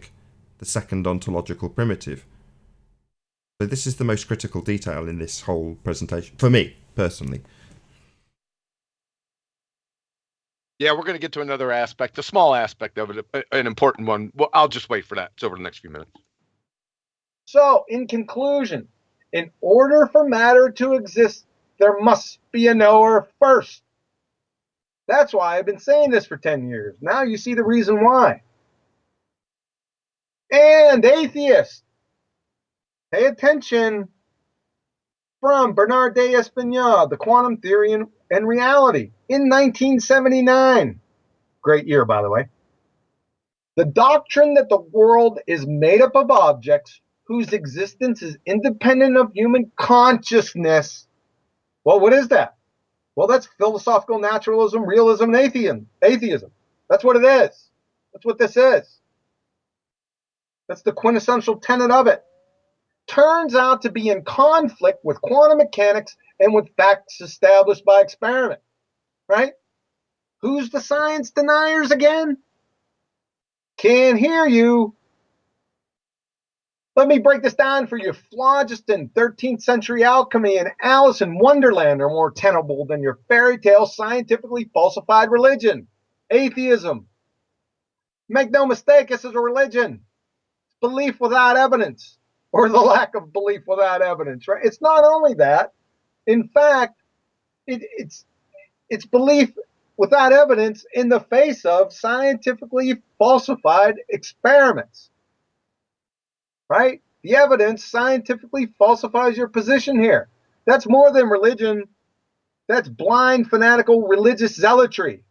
This is you, right? Take a good look at you. No way around it. Let's pile on. So, from New Scientist, and this paper is dealing with the parent paper from Nature down here. We'll get to here in a moment. In 1967, Simon Cochin and Ernst Specker proved mathematically, and we'll get to that here in a few minutes, that even for a single quantum object where entanglement is not possible, the values that you obtain when you measure its properties depend on the context. So the value of property A, say, depends on whether you chose to measure it with property B or with property C. In other words, there is no reality independent of the choice of measurement, right? That's it. And notice these, right? They kind of stand out. I painted them differently for you. Chose, the choice. What are they talking about here? Free choice, free will. That's what they're talking about, right? The only two doctrines that I know of that speak to free choice as quintessential tenets of their doctrines is quantum mechanics and Christianity. Just saying. I'll pause it there. Yeah. There you go. There's the second half of it, right? First, we had inanimate objects, right? But they're not communicating with each other. The second thing, this one stands out to me more. I don't know why. Maybe I can articulate it. There's no way, other than in a virtual reality, that things outside of your skull cap should be or could be influenced by what's inside your skull cap. Is everyone following me? This is all context dependent. It depends on the question that you ask. I don't know how I could break that down any further. It just blows me away that they would say something like this, notwithstanding the free choice and free will. I love that part. Yeah, you're saying if the information and knowledge of, or the knower itself, comes prior to the matter itself, then ultimately what's, as you phrase it, inside your skull cap can affect what's outside your skull cap. And your quantification of that is to say that that's only physically possible, I carefully phrase my words, in a virtual reality. Right. That's the antithesis of an objective reality. Right. Objective reality being as you described it earlier, so the matter itself is in existence without any outside influences, whereas the delayed choice quantum eraser demonstrates otherwise. The knowledge comes first. The information comes first. The knower comes first. Exactly. So, Betty, do you want to go first? Nah. Adam? I had a back and forth Over with to you, John Adam. about this. We're Or talking Paul. about inanimate objects, and we come across that tree falling in the woods with a tree. No, that it's that kind of stuff. And Oh no, ask the question. John I like and I disagree on that. Ask so- it. Go on, ask that question because I like it. Oh no. Go on, ask the question. Will we know that there is my idea is that trees aren't inanimate objects. They are alive and they are sentient, although we cannot communicate with trees, although maybe not yet. Who knows? Oh, you're way off the Some people think reservation. they are. That's not the question he wanted I've got to ask an answer now, Yeah. haven't I? So But if a tree I falls think- in the woods, does it make a sound? The answer. Yeah, well, for me, but that's not really the question that I want to ask. Okay. What's the question you want to ask? Yeah, because it's more like if nobody in nature is observing, so the animals are out there and there's just the trees in the grass. Would it be there, right? Or is it not there? Is it not real, then that's Yeah, more you've my question. sucked all the fun out of the answer now, though, haven't you?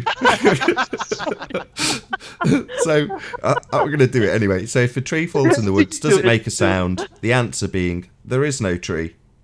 Yeah. The answer is number one, Hmm. no, it doesn't make it sound, and number two, there is no friggin' tree. Yeah, well, I disagree because I think that a tree is not an inanimate object and it has sentience. However, we can detect it, or whether we can detect it or not, or can communicate with it or not, it is alive. And I think that nature is still there. Yeah, no, well, you're absolutely right, and it clinically rips apart the rather fun example. But there we go, Betty. You are absolutely correct. No, you are right though.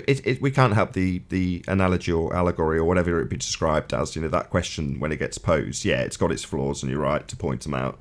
But ultimately speaking, yeah, the answer is ultimately speaking. Well, the tree isn't in existence to begin with, if we consider it an inanimate object, which it's not. So I'll put the disclaimer in for you. The information still comes first. The knower comes first. That's the bottom line. So, Adam, Did you want to add something to that? No, I'm staying out of that onion bag. Okie dokie. Well, there's only a smaller section. So, Paula, if you've got anything to add. Yeah, when it comes to the virtual reality argument, to me, for most purposes, it really is irrelevant because this is our reality and we're a part of it. We're as virtual as anything else or as real as anything else. And so the argument as whether it's virtual or not, some people will say they must conclude that it's, we're a video game operated by some alien in their basement, but that's just a non sequitur.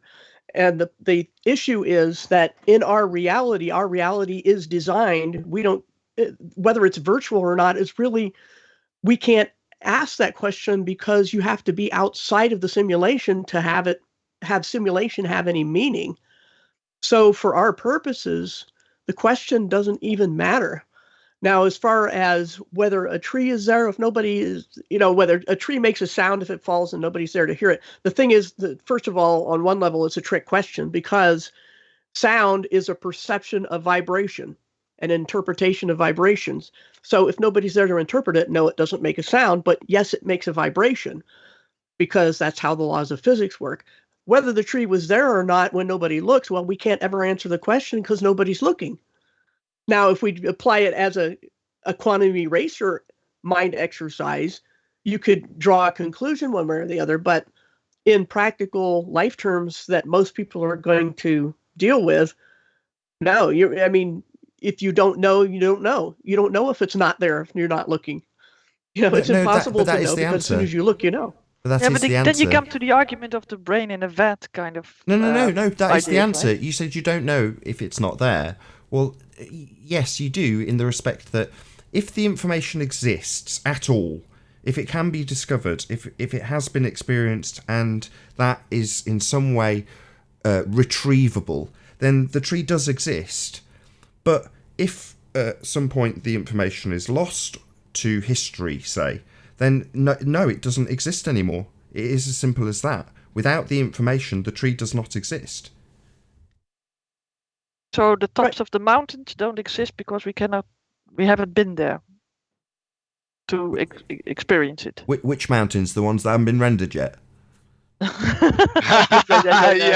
that's a good one. Well, that's what I think about space, right? By the things that are above the atmosphere, what we cannot perceive. We haven't been there for real. I think we have only been in the upper layers, maybe, of the atmosphere a little bit. So after that, we don't experience it anymore because we haven't collapsed that wave function. Basically, that's something else. And I just say it's kind of a mind exercise, and that's all, because it really, for most people, it's not going to matter as to whether they see design and creation or anything like that. It's more pure philosophical, I think. Yeah, it is. It really is. It's fun. It is. Yeah. But I got another. Anyway. I have another monkey wrench to throw at you. Okay. I threw it the last time we were here. Remember, I said, okay, let's say there's a forest there, and somebody has knowledge of a forest there. So there's information existing that the forest is there, right? Now that person leaves. Does that forest have to be rendered? Does that what? I didn't get what you're saying. Force. Forest. Forest. I didn't forest. say force. No, forest. Plenty of trees. Forest. My bad. Yeah, it's the American accent, I think. Well, Yeah. no, I would say no. So no, unless they had some sort of documentation of it, or their existence would keep that forest in existence, because at some point they could, they have experienced it, and they in themselves are that knower, so they have experienced, therefore that forest still exists. But if that person died and had no interaction in the interim stages, then no, I would say it didn't. Am I correct? No, what I'm saying, yeah, you're correct. That's not what I'm saying. I'm saying the person's still alive. He exists. He went to the forest. He's the only one that knows it, but he's still alive. And the forest is there, but he leaves. Does that have to be rendered after he leaves? Yes, I would say yes. All right, scientific evidence? No, I'm just messing with you, man. Let's move on. Well, hold on. Am I wrong? It doesn't have to be rendered. It doesn't. See, I would say this is where you step outside the understanding of, and you require the knowledge of the programmer. It's impossible with the tools we have, i.e., these dimensions, to define whether or not, because you can't be there and not be there, and that's why additional dimensions, which is where the program is written, would be the only place you would find that knowledge. In that, whether or what, from a computer point of view, I suppose, whether or not it'd be more efficient to keep that rendering running for future observations so that it is relevant to reality and fits the paradigm, or whether or not you can shut it down and restart it because it is based on a base program. It gets a bit deep again, but for me, those things aren't attainable. They're just hypothetical, but you can theorize their function in other.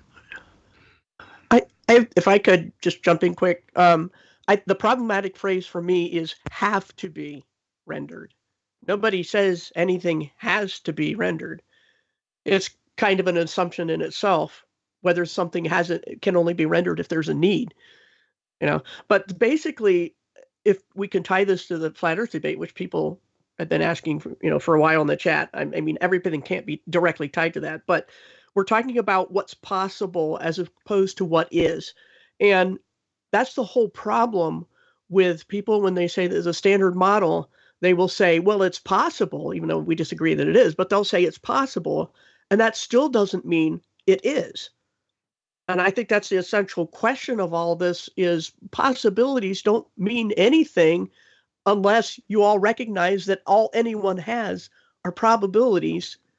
And then this decision is up to each individual what level of probability they're happy with. Right, but well put. In the end, that's the question. Well put. This is what we started on or covered in the last show. I forget, I lose track of time. But yeah, the probability distribution. So yes, that's why I said in a kind of condescending tone to Adam earlier, well, anything's possible, right? Mm-hmm.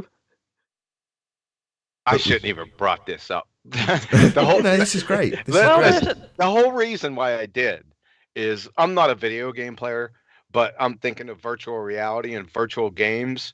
Is that when the person is playing a game, right? It has a lot of other venues stored in the computer, but they're not rendered, right? Even though that they're there, and the player knows that they're there, and he can pull them up at will. They're not rendered for him because they don't need to be.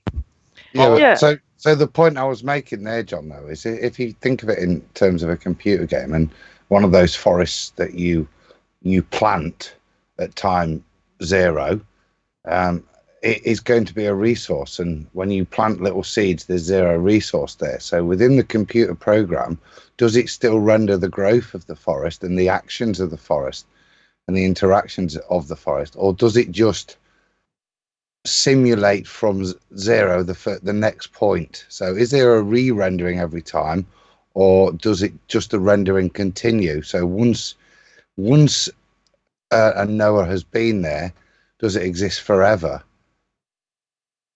Do you get me? Or does it shut down again, I suppose, and Like- then is re-rendered? like in Star Trek on the hologram. Well, yeah, I suppose. Something But like that. even there, does that, when the hologram, the visual image shuts down, which would be the observer per se, does the actual life of the forest continue, so that when it re-renders at whatever time in the future, it's relative to the time and the Yes. change that would have be observed? Yes, it has to. If that original knower knew the information, it has to follow laws of physics. It has to be consistent, right? Hold on. So You said it therefore, wasn't- if that one forest has only ever been discovered by one person, that person then dies, does the forest renew? Oh no, that's a whole nother question. We're gonna get to that at the end of this presentation. You're gonna see it. Okay. Is there anything more then? Because if not, I'll move on with the presentation because this is the last section of it. Any more? Yeah, for maybe anyone? it will come afterwards. Maybe I can bring it up then again. Okay. What I wanted to say. Yeah. Go on. So this was in 1967. They came up, they proved it mathematically, right? Then in 2011, LabQuick's experimental non-classicality of an indivisible quantum system from Nature. The authors showed that unlike what one would expect if reality were independent of mind, realism, that's philosophical naturalism or atheism, the properties of a quantum system do not exist prior to measurement via validating the Cauchy-Specker theorem. Renowned quantum physicist, here he is again, Anton Zellinger, in a related New Scientist article dated June 2011, suitably titled "Quantum Magic Shows Reality is What You Make It," is quoted as saying that there is no sense in assuming what we do not measure about a system has an independent reality. Conclusion: no knower, no matter existing. Again, there is no sense in assuming that what we do not measure about a system has an independent reality, Zellinger concludes. Cauchy, now at Princeton University in New Jersey, is also happy. Almost half a century after Specker and I proved our theorem, which was based on a thought experiment, real experiments now, it's very important, confirm our results. See, before the real experiments, all you had was a fairy tale. That's it. But real experiments now confirm our result. Steinberg, quantum physicist, is impressed. This is a beautiful experiment. If previous experiments testing entanglement shut the door on hidden variable theories, the latest work seals it tight. It appears that you can't even conceive of a theory. You can't even conceive of one. You can't even imagine one, let alone actualize it, where specific observables would have definite values that are independent of the other things that you measure. It's over. Conclusion: no knowery, no mattery. So let's wind it up. I don't think that people actually appreciate the delayed choice quantum eraser, so I'm going to break it down into a simple double-slit example. Right? So let's get this right. Let's pull this up. There we go. So let's say you just got promoted to physicist of the world. University has given you your own lab. So, and again, let's say get rid of all these lines and stuff. You're going to virginize this experiment. You decide that, hey, you've listened to this quantum mechanics junk for, many years. So you decide, hey, I'm going to do the experiments myself. I want to see this. I'm going to confirm this myself. So what you do is you set the experiment up. You put slit detectors. You want to be comprehensive, so you put slit detectors here, slit detector here, right? You're going to route this path information over to a computer here, all right? And then you're going to run this experiment. You run this experiment 499 times, right? Every single time you run this experiment, the wave function collapses. That is, there are two bars or two patterns behind each of these slits every single time, 499 times, right? So you're tired, time to go on vacation, Jamaica mom. So, but you have one experiment left to run. Well, you say, oh, the heck with it. I'll run the experiment while I'm gone. It ain't going to make any difference, right? So you clean up this experiment, put a new photographic plate over here. Now, instead of routing the information from these slits to this computer here, you're going to route the information, the slit information, over to the administrative building, over to your computer over here, right? So what you do is you turn this experiment on. You don't look back. You don't look at the experiment. You flick the switch. You turn this experiment on. No looking back. You close the door and you lock it. Now, you have the only key to the lab. The custodians, janitors, they don't have the key. You are the only one with the key. No one can enter this room, right? And over here in the administrative building, no one can enter your room. Your office is closed. That's it. It's going to stay dirty. And you're going to Jamaica for 3 weeks. So after 2 weeks, the experiment, runs its course. Either the light source burns out or you have it on the timer or whatever. It burns out, it's done. Right? So you stay another week in Jamaica and it's time to come home. So you get on the plane. During the plane flight, your secretary calls you and says, hey, the building's on fire, the administrative building. So you get off the plane, you run on over to the administrative building, the building's total. It's done. All your path information that came from this experiment is destroyed. It's irretrievable. It existed, now it doesn't exist. No one looked at it, right? It's gone. You're bummed out that the building burned down, but you say, hey, well, the glass is half full. I still have my lab. It's good to go, right? And you already know what's going to happen over here, right? Because you did this experiment 499 times. Every single time you got wave function collapse, right? You got 2 columns behind here. So you head on over to the lab. You walk into the lab, you open up the door, you look at this detector, and guess what you see? That's what you see. Interference, baby, right? I'm telling you, that's what he's seeing. That's what that quantum eraser experiment was telling you. Now, we're off the edge of the map here. Out here, there be monsters. There's a new sheriff in town, and his name's a delayed choice quantum eraser. Y'all be cool. Right on. Thanks for your ear. Have a nice day.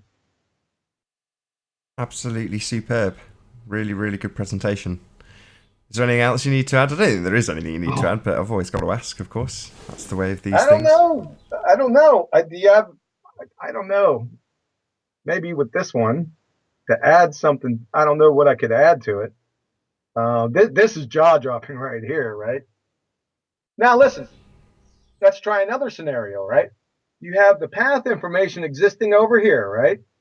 But the custodian can come in here, into the lab. If a custodian comes into this lab and he looks at this detector with the path information existing, no one knows it yet, right? But it's existing in this reality. If he walks in to this experiment, he's getting wave function collapse here. That's it, right? He's getting wave function collapse. That's it. It's over, right? There's nothing to convert it back. Once he sees it and he knows that there's 2 columns here, it doesn't matter what happens to this path information. It can burn, it can get destroyed. It doesn't matter. It's already done. Nature folded it. It didn't fold its card. It had lay its cards on the table, and that's it. It's irreversible or irreconcilable. It's 2 columns. Yeah, likewise, although you didn't say this when you gave the example, but it's sort of assumed that if it didn't burn down, the same thing.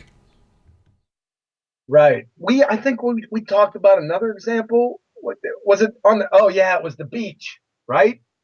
So another good example. Nathan and I, we go to the beach. Now we're the first people ever to go to this beach. No one has ever been there before, and we both look out and we see an island. Right there is an island out there, and like I don't know, 5 miles off the beach, we see the island. Both of us see it. It's there. However, we leave the beach and we get in a car accident and we die. Now, no information is existing in this reality that island exists, right? So let's say Sally, she decides to come down a couple hours later. She's on the beach and she looks out. That island doesn't have to be there. It doesn't. It's a probability distribution. It's just a draw. You take a draw from nature. It's off that interference pattern, right? Remember I said about the probability distributions, right? I know it's out of this world, but that's the way our reality is. That's you need to know her. It also answers the age-old question: which came first, chicken or egg? Right. The chicken. Emphatically. So, very interesting questions that get answered with the things like the quantum eraser.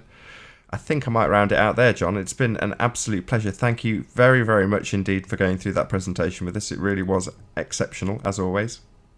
It was my pleasure, sir. Okay, so that's the end of the actual quantum eraser experiment explanation. Now, the phone lines are open, so to speak, so there is a couple of people in Discord already. We'll just discuss that last section, and then the link is in the info box below this live stream. So obviously, if we're not live or you're watching this on the re-up on Nathan Oakley, then you can't join, but for the now, right now, if you're watching on Nathan Oakley 1980, there is a link to join Discord, so feel free. But we'll start with Paula. Any comments?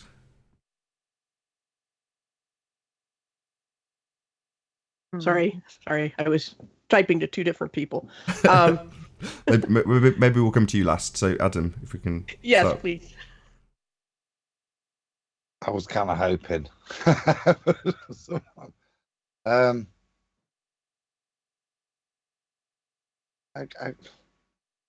on, spit it out. I don't really have any great beef with it, John. Do you know what I mean? It's understanding.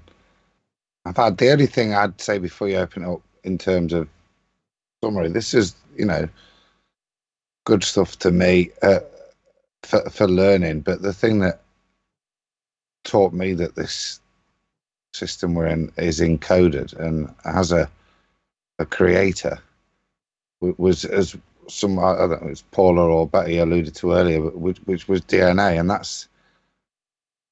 was the thing. This is kind of secondary proof to me that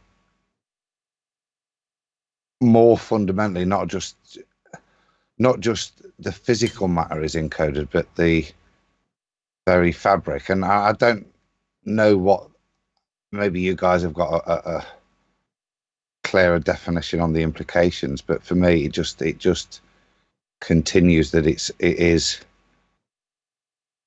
as I alluded to earlier, probably something you, from a metaphysical point of view, you need to step out of to fully comprehend. I'm happy not to be able to comprehend, but can see the implications of the experiments and what they do demonstrate or imply. And I think there's a slight difference in the conclusions. I think both me and Nathan are probably a little more reticent to make as big a statement as you guys, but the implications of this being a created system, I think, are quite clear. Yeah, the key is information, not only in quantum mechanics, but you're talking about information in DNA. So it's all boils down, the ontological basement of this reality is information. All the actual sciences now are information sciences, because that's what it boils down to. And there's no problem, like you said before, and like I said before, about DNA and the biochemistry and all that information packed in there. Those are great arguments, but you need chemistry for that, right? You need atoms and molecules. This just takes it one step back and said, where'd you get the atoms and molecules at? In other words, where'd you get the dirt? So that's why I enjoy it. It just puts an exclamation point on the whole enterprise. But you're right about DNA. In fact, that's my first proof. Betty? Yeah, speaking about DNA, I mean, in previous times we didn't know what the cell was all about and what was in there, so we never observed it, right? So we never knew, but it still was there, right? Or was it just there when we discovered it?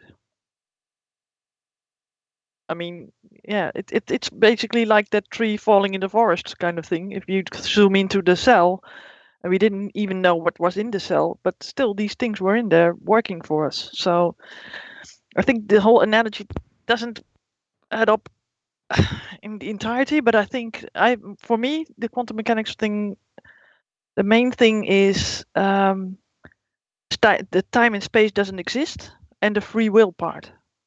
That what is most significant for me, and proves for me that there is a God and intelligent design there. So what do you think, John, about that cell being not observed in previous times, but still you have all these things going on in there? I was So just weren't going they to pick there you then? up on that one, but that's got my ear, that one. Because I suppose it relates to when you say knowledge, the ultimate definition of what you're saying. Are you saying understanding because that would require magnification, or are you, because surely if you observe the cell, the information there is there, whether or not the eye magnifies it, the information's been transmitted? Or are you saying it's only been transmitted in a lower resolution, so it is just, the cell is just a blob of jelly at that point? Well, the thing is, like the example of being on the beach and seeing an island, going away and dying basically, and not knowing. Someone else could go to the beach and not see an island, right? So you can go also inside, and inside the cell. We have never experienced the inside of a cell before. Wasn't it there then? I mean, we didn't know the Witchpad information of all this, but this was in the cell basically. So we could think of that as well, right? Like that. Let's hear what John says. I'm on bated breath for this as well, so that makes three of us. You're bated breath for the answer for this question. Yeah. Yeah. Well, the information in the cell is life, right? Yeah. You don't have to observe it. Number one, this observer effect or this observation thing, I think it's been blown out of proportion because you actually don't need to observe anything to collapse the wave function. Okay, so what you're saying is it is the information, therefore it's kind of a redundant question. It sort of is in a way. It's a great question. I love that question. Let me think about that. The question for me then is until you bother to get a HD screen to look at the image, does the output only render in 360? Because that's what you get, mate. No, I think with this, the information is at a fundamental level what makes the life anyway. So it's part of the information structure. But, there you go. You got it. So in that respect, it is redundant. But it's a good question because it got me thinking, hang on, do we zoom down and suddenly discover part of life by observing it? But yeah, you're right. I even qualified it myself earlier on in the show. So it's the information, the existence of the information. And how do you have information existence? Well, you can't measure it. You can't weigh it. How do you have it then? Well, you have a knower. It's a great question. Yeah. Still, I think that's the thing, and it goes also for nature and these trees that aren't inanimate objects. Oh, I see it now. She was greasing the skids. Nice. Touche. Yeah. So that's basically what I'm saying, and I think it's more on a but how can I say, spiritual level that I take this information of the quantum eraser thing, because I think that thoughts, intent, is doing it also, and time and space doesn't exist, but still you have free choice within. So it's difficult to explain for me what I'm thinking about that, but this is significant experiment either way. But I don't think that the simulation with the tree falling in the forest making a sound or whatever. I think that that's part of it, because also God is in the observer. And wait a minute, John. Wait a minute. I'm If gonna tell you, don't give the game away here. That was that. I'm going to tell you right now. You're going down a path I know, that you but shouldn't there's have gave one the game thing away. that I want Okay, to listen. tell you. Okay, go ahead and finish, and I'll round up. Okay. Okay. Well, Go ahead. Hold if- on. Hold on. Go ahead and finish. Then Paula. Then we'll open up the phone line, so to speak. Yeah, that's good. That's good. Okay. Well, the thing is, you subscribe to the Bible, John? You do? Pretty sure John's a Is Buddhist. that a legitimate question? Genesis 1. So in Genesis 1, God says that he made the grass and the trees first. And then he created man. So if I go by that, then trees have sentience and are collapsing the wave function, and there is a nature with grass and trees already there for us, and then we are being placed in that garden. So that's what I think, that if you go out in nature, the forest is still there, and you can still come back to the same forest. It will have changed because the forest lives and does its thing. That's my take on it. Fair enough. Paula? Yeah, I would just invoke one biblical statement that God makes it rain where no one lives. And so I don't subscribe to the rendering idea is the thing. There's so much evidence for a creator, it's not going to hurt it one way or another. But it, like you said, John, it does put an exclamation point on it. But I think sometimes we stretch it too far when we say that certain things don't exist unless someone knows about it, because God is bigger than that. And God is absolutely the first cause. There must be a first cause.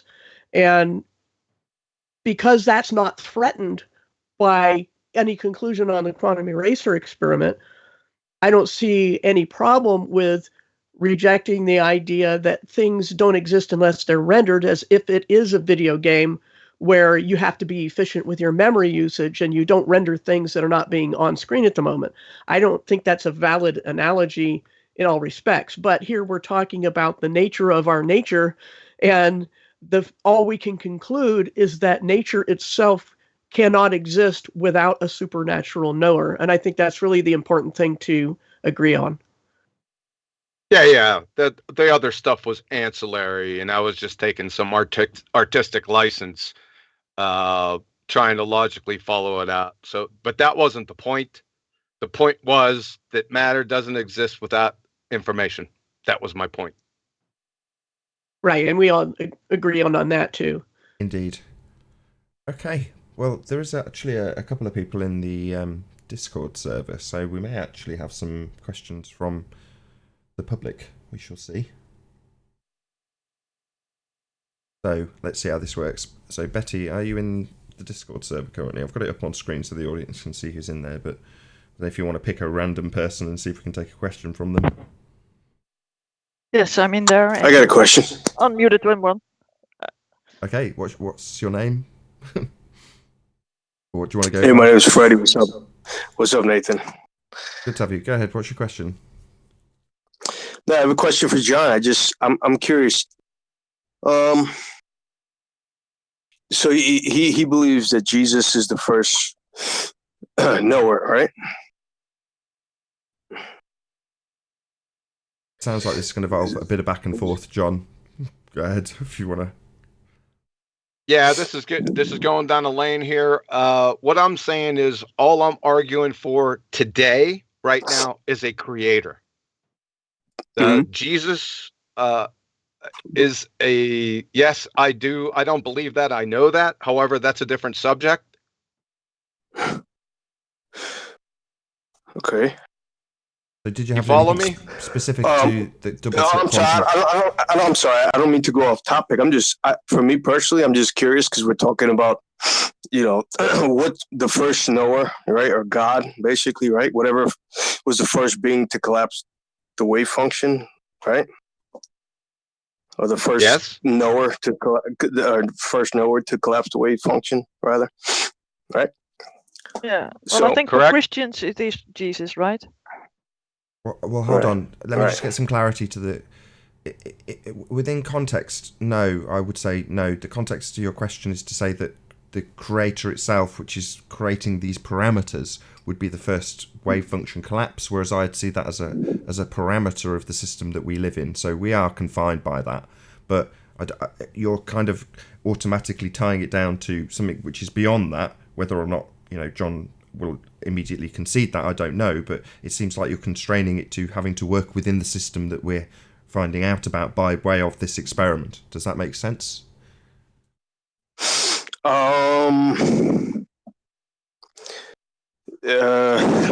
Not really. I'm just, I don't know. I'm just curious. That's all. Well, let me give you an example. If I boil it down to a game that you are creating, and you decide in that game that the characters can fly, and you set certain parameters for that flight, well, and that's akin to wave function collapse, just for really crude analogy. Well, you as the designer of that system of flight are not applicable to the first flight. You are outside of that construction. Right. So the being that's outside of that construction is basically God, right? The creator of the simulation, or the wave function collapser, if you will. Well, in that regard, we have differing opinions on the panel. My opinion is very different to other people's, but feel free to field your question, and if it's to someone specific, say their name, and hopefully they'll give you an answer. Yeah. No, my question is to John, because if I'm not mistaken, I think he's, a Christian, fundamentalist Christian. So I think he thinks that the first knower, or he believes, or he knows, like you just said, that it's Jesus Christ is the first knower, right? And I just wanted to ask him, I want to ask him, that's what he thinks, right? I just want to confirm that real quick. And then I have one more question, because I want to know. All right, so I'm going to skip over. Yes. I know John's a Christian, so he's going to say yes. yes. Of course, Jesus is the first, knower, or first, Okay, he's collapser given you of an the wave answer. function. He has given you an answer. Question so is, he's replied in the I'm sorry. affirmative. So just so you know, he has replied in the affirmative and said yes. But if you want to go on to the next question, then marvelous. Oh, thank you. Appreciate it. No, I have a next question. My question is, so if Jesus is the first knower, right? He first collapsed the wave function, and now we have the ability of a knower, right? We collapse the wave function now, right? Human beings do. So doesn't that mean that we are connected to God, or I don't want to say that we are God, which that's what I mean, but isn't God manifesting through all of us, because we are all now the knowers? Excellent question. It's an outstanding question. I thought you were going to go on another route, and I was smiling here, just waiting, because I've been waiting for this question. Not your question. You didn't ask it. You didn't get a gold star, but it's a great question. I've been waiting for another question in this genre that hasn't been asked. But to answer your question, yes. To answer your question, yes. Without him, without his consciousness, we would have no consciousness. Correct. So God is all of us then, right? Because we're all knowers. No. Like God? No, we're not gods. No. He is separate from us. But without his consciousness, there would be no consciousness, in other words. But how is God separate if we're all knowers, I'm confused. God is a knower, all knowers. Right? He claps. Well, there's a difference. Okay. And now we are all knowers. I'm sorry, go ahead. Yeah, we're all knowers in that respect, but we don't know everything. God does. So we're knowers like he is to a limited extent. See, and we can only participate in the game. We can't control the exact outcomes because it's a probability distribution, right? We're just participating. I don't know if that answered your question or not. Did that answer your question? Not really. I'm just, okay. I know what you're saying. God is all knowing. We are not all knowing. I get it, but I'm just, as far as being a knower, collapsing the wave function of,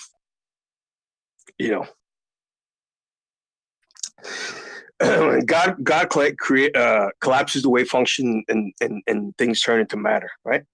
So if we do the same thing, aren't we doing the same thing as God?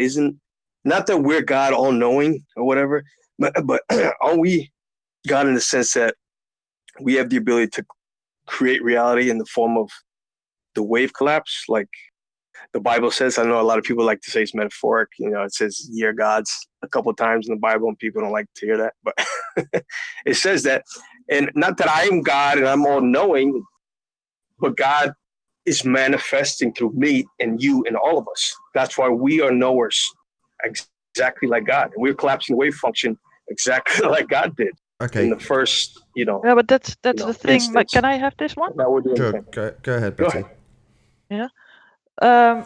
Well, if you look at the thing is that God said that He made us in His image, basically. So we are an image of God. So we have also a capability of creation, of co-creation, I would say, but We do, within right? the limits that He gave us. So that's basically how I see it. So if it's good by And you, that means that if you subscribe to God, because we have free will, there's a time and a space to do that in, and that's how I see the quantum eraser also, with a little bit of the delay, right? God knows instantly, so He's omnipresent and all this omniscience stuff that's going on with God, and we have a time that it has to take place in. And that's how I see the quantum eraser thing. And so we have a little bit of that same thing, but not all of it. So we are part of the whole, basically. Okay. I don't know if you want to hopefully open the mic on another guest, and we'll see if there's any other questions from the Discord panel that want to be asked. Thank you very much for your question. The last person, I didn't actually catch your name, but some excellent questions. Thank you very much. Who's next? Hello, I don't know if you hear me. Somebody who's very quiet. Sorry, I'm trying. My mic's not really Is that doing well. Toppy? Is that Toppy here? No. Flatzoid FE, is that you? Is it correct? I'll see if I can raise your level. Hello? Your absolute maximum. I'll get you up as high as I Sorry. can, and then give me a second to get you as loud as I possibly can.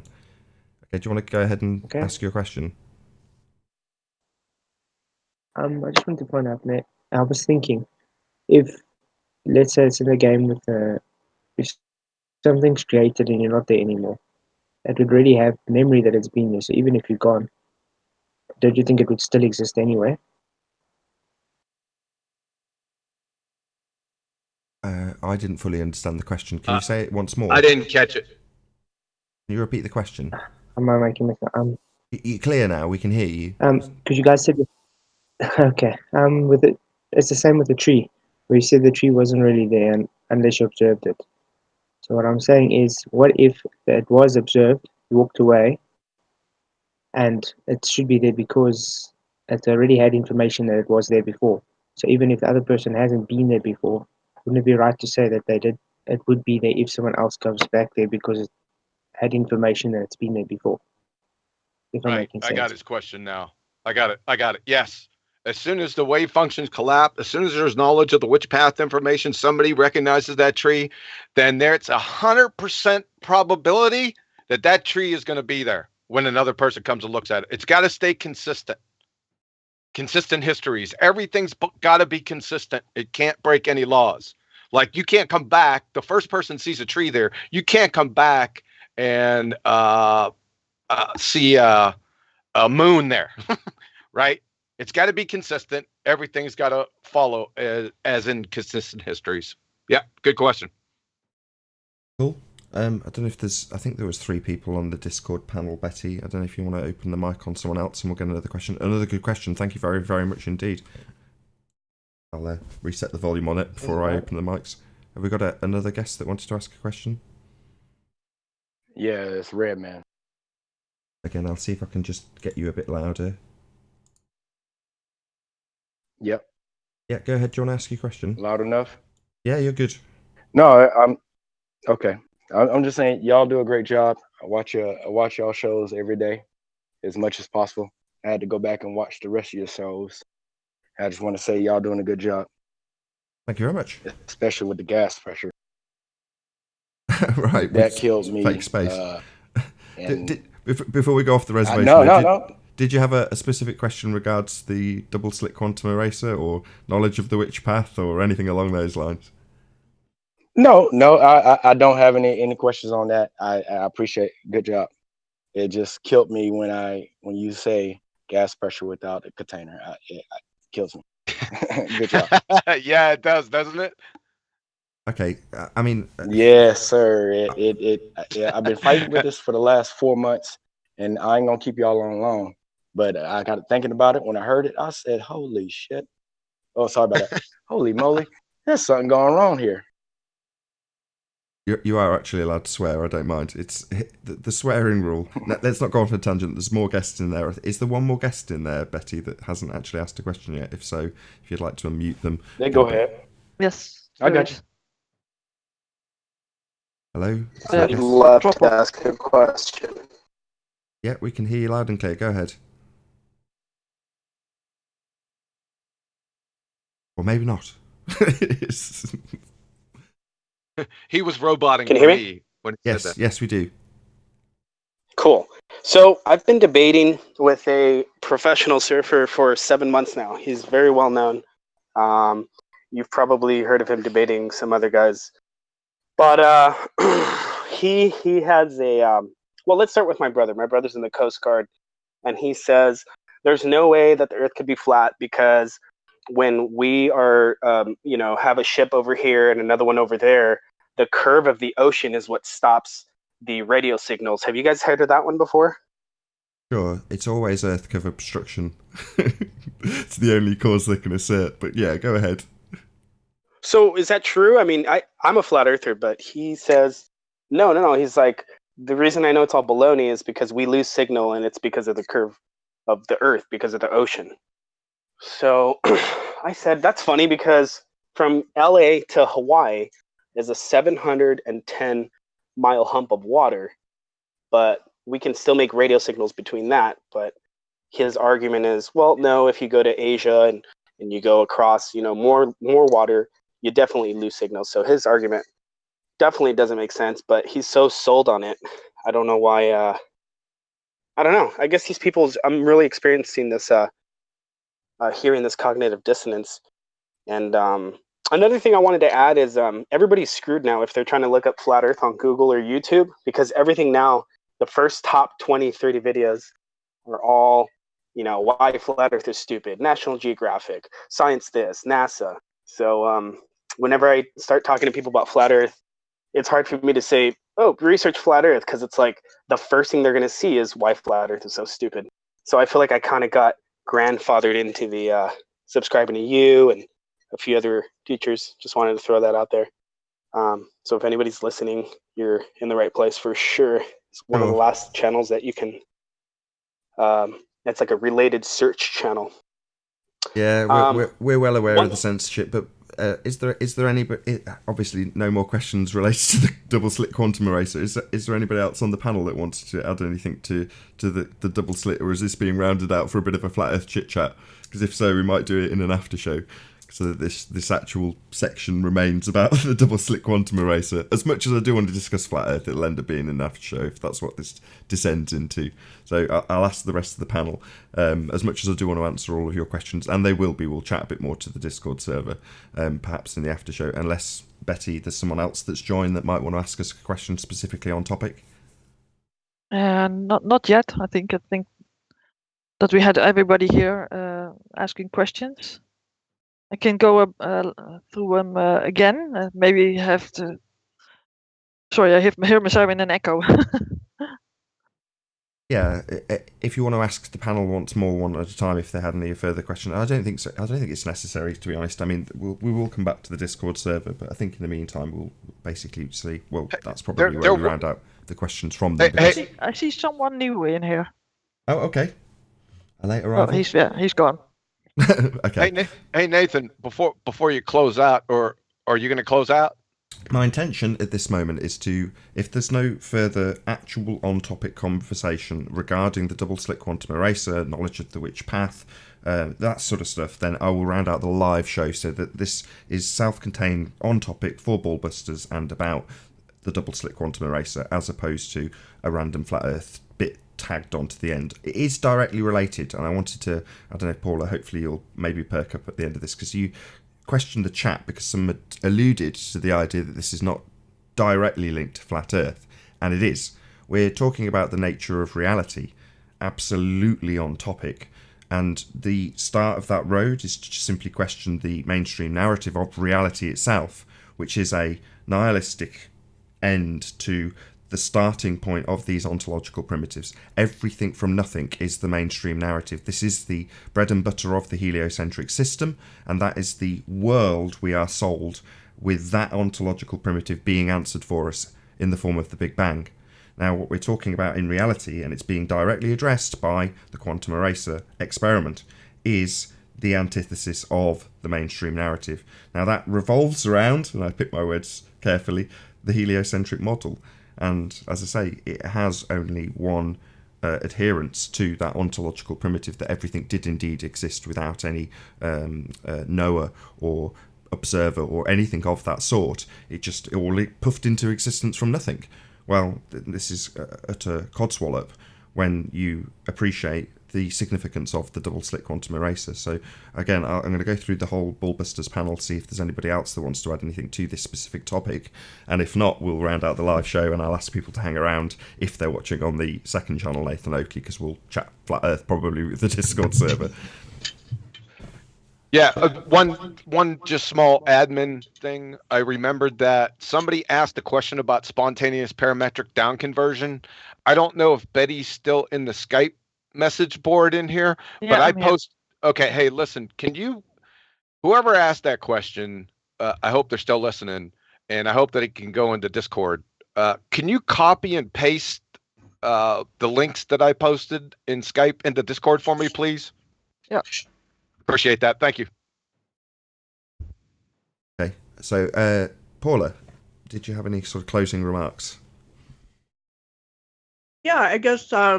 Sorry about it. I'm chewing. You caught me eating a bite of food, but that's okay. I knew that would happen. I waited. But anyway, yeah, the phrase "nothing is knowable," which is a philosophical idea of, has been mentioned before, solipsism, where everyone claims that it's actually arrogant to say you know anything or that you've found truth, and instead of just endlessly seeking it, because they think everyone has their own truth. But this experiment is just one of the many reasons why that's nonsense, because things have to be known. And so when someone says you have your own truth, that is in direct denial of every measurable experiment or test that we might do of our reality, of our what is real to us, whether it's ultimately real from God's perspective or not. You know what I'm saying about simulation. But the point is that things are knowable. And as I've said many times on my channel, there's no point in seeking truth if you're not allowed to find it. And so each of us can have a personal conviction about the conclusion we draw from evidence. But in the end, if we're at all rational and honest with ourselves, there's no point in talking about things or trying to do an experiment or seeking truth if it cannot be found. And I think if anything else, this tells us that on the flat Earth debate is that not only is the idea possible of a creator, that it must be necessary.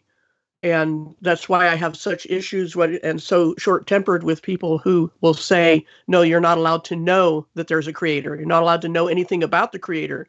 And I'm thinking, Why not, first of all? And I've got science and you don't, second of all. And logic, all those things together. Yes, logic is more philosophical. It's a decided upon, agreed upon, correct method of thinking. But in the end, it's the most consistent method. And I don't think anyone can come up with something better than that there's a creator. Excellent. Adam? I think it's been put quite eloquently. The only thing I'd say really is to add to that, and it was mentioned on the flat earth argument. I think tonight's debate has no direct relevance on whether you believe it's flat or a ball. It was totally independent of that and quite refreshing as well, if you know what I mean. So it's much bigger implications for me than the shape of it. It's the fact that it's confirming that it's not a random accident. And whether you believe in one particular doctrine or another, it again kind of irrelevant. The scientific evidence is that you have to accept that it is created. Betty? Yeah, I think that I said a lot already about these things, and what Paula said is really true. There is an absolute truth, and there's an absolute authority, and that's the creator. He designed the laws of logic, the nature, the laws of love, everything that is really necessary for us to lead our lives. And but just get the choice to either see it or not see it, and that's how I see it. And I hope that people will come to the truth, because there is an absolute truth. And if you say that there isn't, then is that statement true? I mean, that collapses your whole argument. So that's what I want to say. Self-contradictory. Yeah. Exactly. Nothing is knowable as a claim to know. Exactly. Yeah. So you implode your own argument basically with that. So right. That's and I think when I first came across the quantum erasure or the quantum mechanics part was the double slit, and that told me a whole lot already. I was already convinced with Schrödinger cat, the cat in the box with a vial of poison basically, and that did a lot of things for me. And I hope that more people will look into this and give it a chance. And from the part of the flat earth, but what's the significance from that? I think that the time and space part being not a real thing is for me imploding Einstein's theory. So that's why we can't have these spheres in the universe, right? So that implodes that argument. So I think that quantum mechanics can be proving or helping to disprove the globe. That's what I wanted to contribute. Excellent. Shout out to Del West Watson for the super chat. Thank you very much indeed. John, if you can go on to the super chat. Ciao Yun Cat. Thank you very much for the super chat also.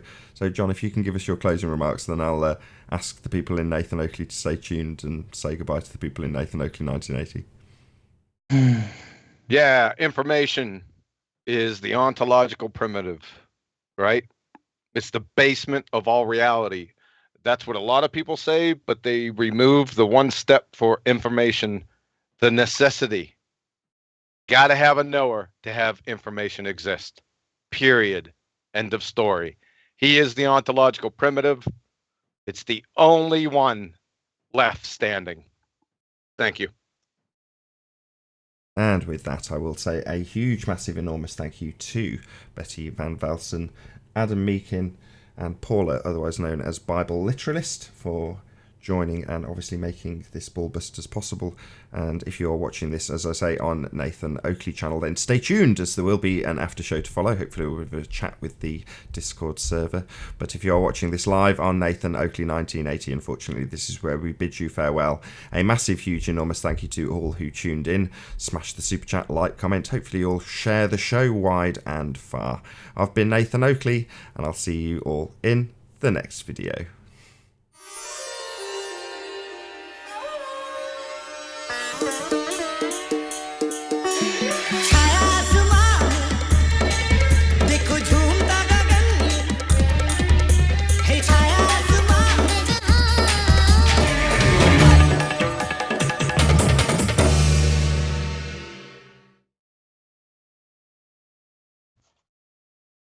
Oh, thanks for taking notice.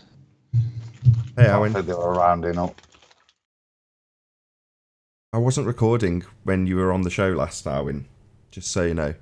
So you were in the pre-show, but we weren't recording, and now you've joined in the after show. Should we get stuck in with the Discord server? No. What do you mean, no? I can't control your mic level, Owen. Is there any chance you can sit an inch or so further away from your mic? You're just so much hotter than everyone else. I know I'm hot. Not that kind of hot. Not hot, baby. Right, sure. Right, Betty, let's get into this, man. Let's hack up. We're still recording, so let's get into the Discord server and see what they've got to say about flat Earth. Yeah. Well, if you're all keen, people I are mean, muted. Yeah, the people are muted. Who Maybe was they the want last to guy we join spoke to? Because we literally didn't even give him a response. If he's still there, have they all disappeared? Yeah, he didn't come back yet, but maybe he will come. Oh, okay. But there is Redman is there. And do you have something to add? Come on. They were asking, I mean, might as well get the answer into his question in case he listens on the re-up. He might not. Yeah. But he was asking about radio transmissions and whether or not Earth curve gets in the way. And it's like, well, no, it's down to the power of the transmitter or transceiver. That'll dictate how good your signal is and how far it'll go. And obviously weather conditions and all the other things. But, you know, it's applicable. The inverse square law is what you'd look at in terms of how far it's going to go, not whether or not how much Earth curve gets in the way, which is ultimately their only assertion in any instance. You say your radio signal won't go far enough? Earth curve. It's like, wow, how typical. That gets blamed on Earth curve too, eh? No. But there we go. That was his question. It got answered on the second channel. Oh yeah, that's of course we are in the after show. I didn't realize that. Sorry. Right. Who have we got then? Let's have a look. We've got Redman and Flat Freddy. How you doing, Redman? Can't hear him. Can anybody else not hear him? No, I can't hear him too. No, try the other dude. Yeah, the other one has muted himself, so I don't know if he's. Yeah. Oh well, I that's think a bit of a disappointment. Maybe I've unmuted them, so if they want to chime in, they can. Oh, we can hear them. That has to be a new thing. He's flashing, but he's not talking, so I'm still here on Skype. Should I move over to Discord? No, you're fine. Or does it matter? No, doesn't matter for now, I think. Doesn't matter for us. All right, I'll mute while I finish eating. Sorry. There we go. Got another guest in. Rune. How you doing, Rune? How do I take him off mute then?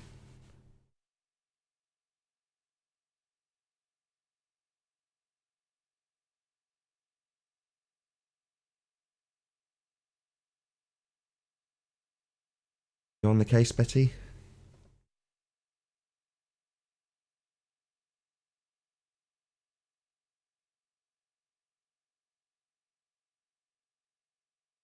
Ah. Removed from the call. What the hell? Get dinner. What? I got removed from this call. Yeah, I sniped you. Why did you do that? I'm still recording, Arwin. God, you're so mischievous. Yeah, it's my psionic powers. So there's nobody in the Discord server to chat to about Flat Earth. What a bummer. This is going to be a bit of a boring after show, or a short after show, we shall see.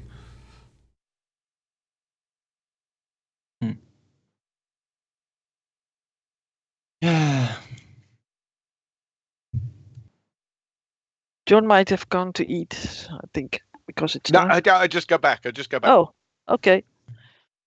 Yeah. We're talking about in the after show now. We're in the after show now still, John. So Okay. Well, it might end because we've got nobody in Discord to ask questions to us. I thought we'd end up doing loads of questions about flat Earth, but I can't hear any of them. I've got 2 of them flashing, but I can't hear them. yeah, me neither. I thought that there would be a ton of questions on quantum mechanics. I mean, these guys were talking smack for how long? I figured, well, there's been 2 or 3 weeks, right? That should give them plenty of time to get their ideas across and maybe write them down and really, go for it. But nope. Nothing. There we go. Hello, person in Discord. How you doing? What's up, Nathan? It's me again. Flat Earth Freddy. I just had another question for John. I know this isn't necessarily flat Earth related, or it is, but a lot of people here are probably religious, if I'm not mistaken. So I just wanted to ask John. So, I'm not religious. If I'm sorry. I'm not religious. Christianity is not a religion, but go ahead. Oh, wow. It's not a religion? What is it then? It's a reckoning. From my understanding, I grew up in religion, Christianity for, a couple of decades. So from my understanding, it is religion. You're saying it's not? Well, religion, No, religion is belief without evidence. That's its basis. I have evidence. Therefore, it's not a religion. And Christianity is a way I don't of want to go life. off topic, Nathan, but I'm just curious. John just said he has evidence, so it's not a religion. John, so you obviously take the Bible literally, right? I take Right, so- I take the literal parts literal, and I take the figurative parts figuratively. Which part is figurative? There's and who thousands. There's decides? over two. Oh, I'm going to answer you. There's over 250 rhetorical devices. That's just the rhetorical devices used. So there's literally thousands of them. Like Jesus says, "I am the door." Well, Jesus is not a door, right? Just for a off the cuff example, right? So, Yeah. and there's different genres, and I'm sure Paula can speak to this better than I can. If I screw up, Paula, go ahead and jump in. But you got historical narratives, you have wisdom literature, you have the Psalms. There's many types of different literature in Scripture. So when somebody says, "Do you take it literally?" It's. I'm not saying you're ignorant. It's just an ignorant question, because that tells me you haven't read anything about the Bible and/or have no idea what literature is. Yeah, I would just gonna say, I call on YouTube, I call myself Bible literalist for that reason. Get people to at least think about what that means, and the literal, historical, grammatical hermeneutic is what it what it's called, and it means basically paying attention to context and reading comprehension, because, like John was saying, you've got all kinds of genre. It's a collection of books over a long period of time, 40 different authors, 1,400 year span, and with a central message. And it's going to contain history. It's going to contain poetry, prophecy, records or annals of kings, all sorts of things. And they all have certain ways that these things were written at the time. And so there's all these layers of context. So if we take it literally, all we're saying is that we take it sensibly as the writing itself tells you to take it. So that the Bible doesn't say this is everything is allegory, it's a lesson to moral, good and evil. That's all the only way you can take it, as the astrotheologist insists that it must be taken. And yet that means that this allegory contains all these genre, and it's an inception. Then you have, the allegory within the allegory, and the words don't really mean what they say, and they mean everything but what they say. And it gets to the point of absurdity where you can never know anything. And we're back to nothing is knowable again, which, if people take that approach to the Bible, means why bother? Because nothing is knowable. You know, if you've got allegory only, then you're just arguing opinions and it's pointless. So that's how I would explain that.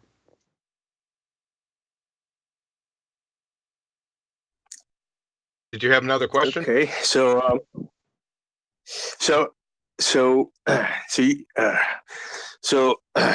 sorry. So literally, you think like the stories of the Bible, like Jesus walking on water. You know, I know you guys talked about this recently. I don't mean to rehash this, but this is important to me because I grew up in this, and I need someone like Quantum Erase who's a very intelligent man.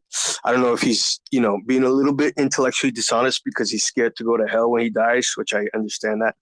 But where is the evidence of people walking on water? You know, turning water to wine? No. I'm not being. No, seriously. Where's the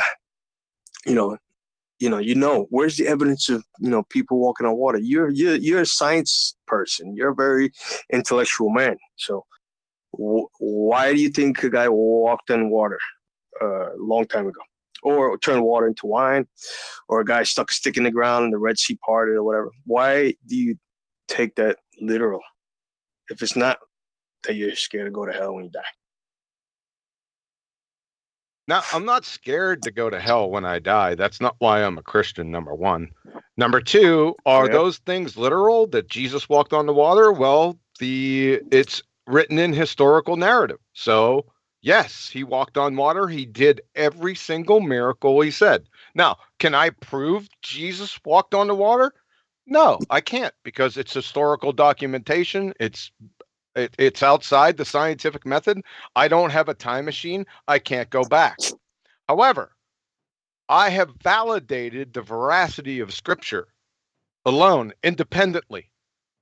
So I can use that veracity right there to point to why he could. He's the creator. He created everything. He holds everything together. I would think it wouldn't be a second thought. It would be like snapping his fingers to walk on water. Why? Because he created everything. He knows everything, right? That would be like taking candy from a baby with him. Yeah, let me give another angle on that. Forensic evidence.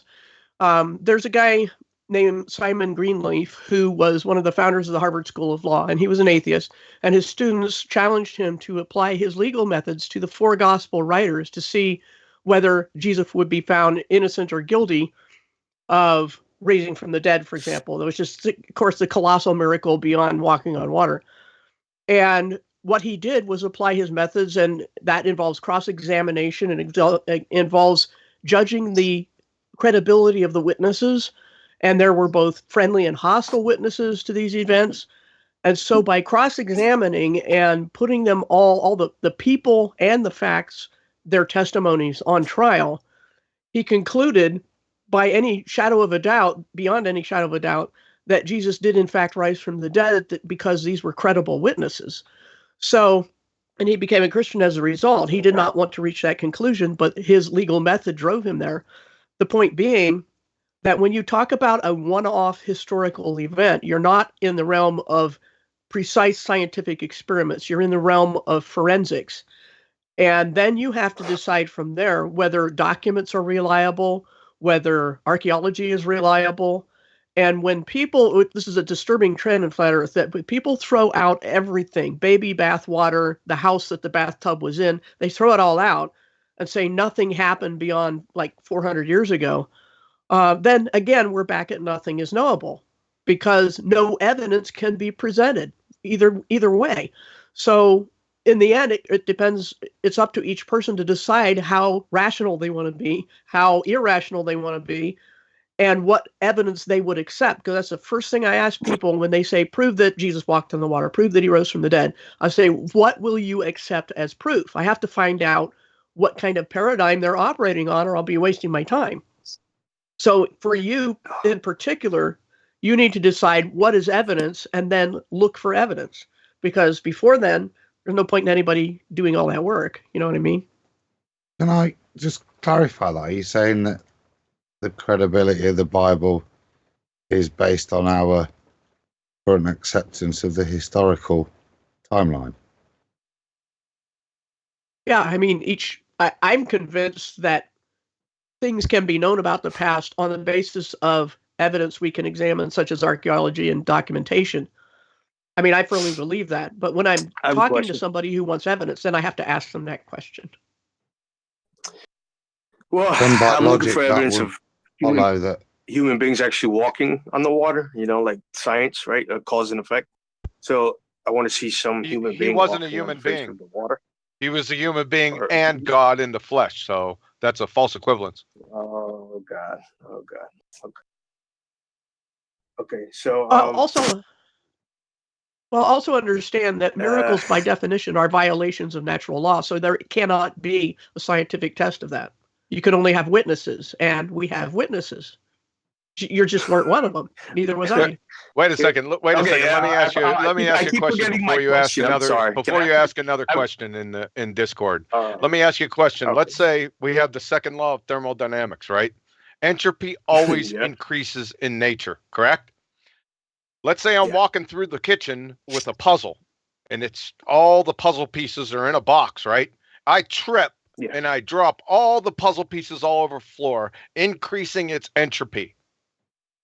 Me putting all those puzzle pieces back into the box, or connecting all the puzzle pieces to make a puzzle, I just decreased entropy.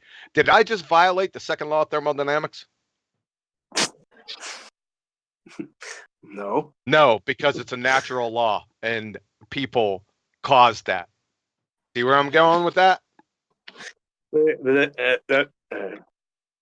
That was my question. Is that you believe it's Jesus and not any other the other gods, Allah, Krishna, whatever, any of the other guys. But besides that, okay, so you gung ho about history, right? John, is there or anyone, Paula, is there any way? Okay, is there any way that our history is a lie the same way all the governments are lying to us about the world we live on? Is there any way that all the governments are lying about our history? I know where you're coming from, and the answer I would give is that the only way we can know something's a lie is if it's possible to know the truth.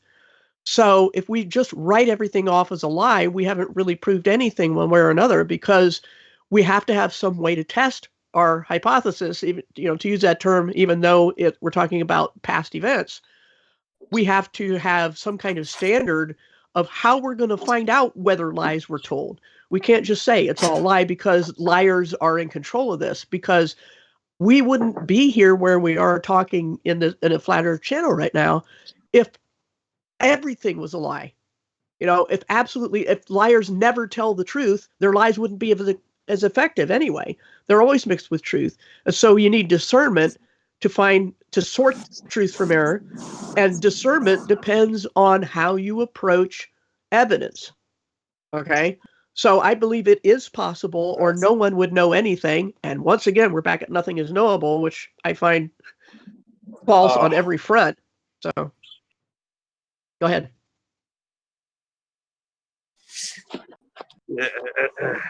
No. Okay. So is that a yes or no?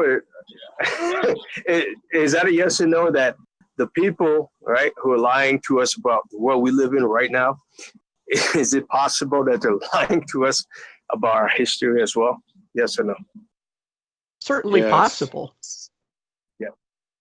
But that's all you can say is it's possible. Yes, they are lying about a lot of things. Yes, history has a lot of cover-ups. Yes, the history is written by the victors and all those things I'm well aware of. But it's never complete or 100% and never foolproof. People always find out. Eventually, the truth comes out. That's why it's happening now. So it can't be true that everything from the winners is absolutely always, every detail, a lie. And I know where this... Go ahead, sorry. And who are they? You said they. Who are they? Right. No, not you, Paula, the other guy. Who are they? Me? Yeah. You said they lied. Isn't it possible that they did this? Or they? Who are they? They are the government. know, like NASA is a government branch, right? And they're lying to us out their freaking teeth, right? So that's what I mean by that. The government. Okay. You know what I'm saying? Okay, but NASA didn't Lying write governments of history, the world. right?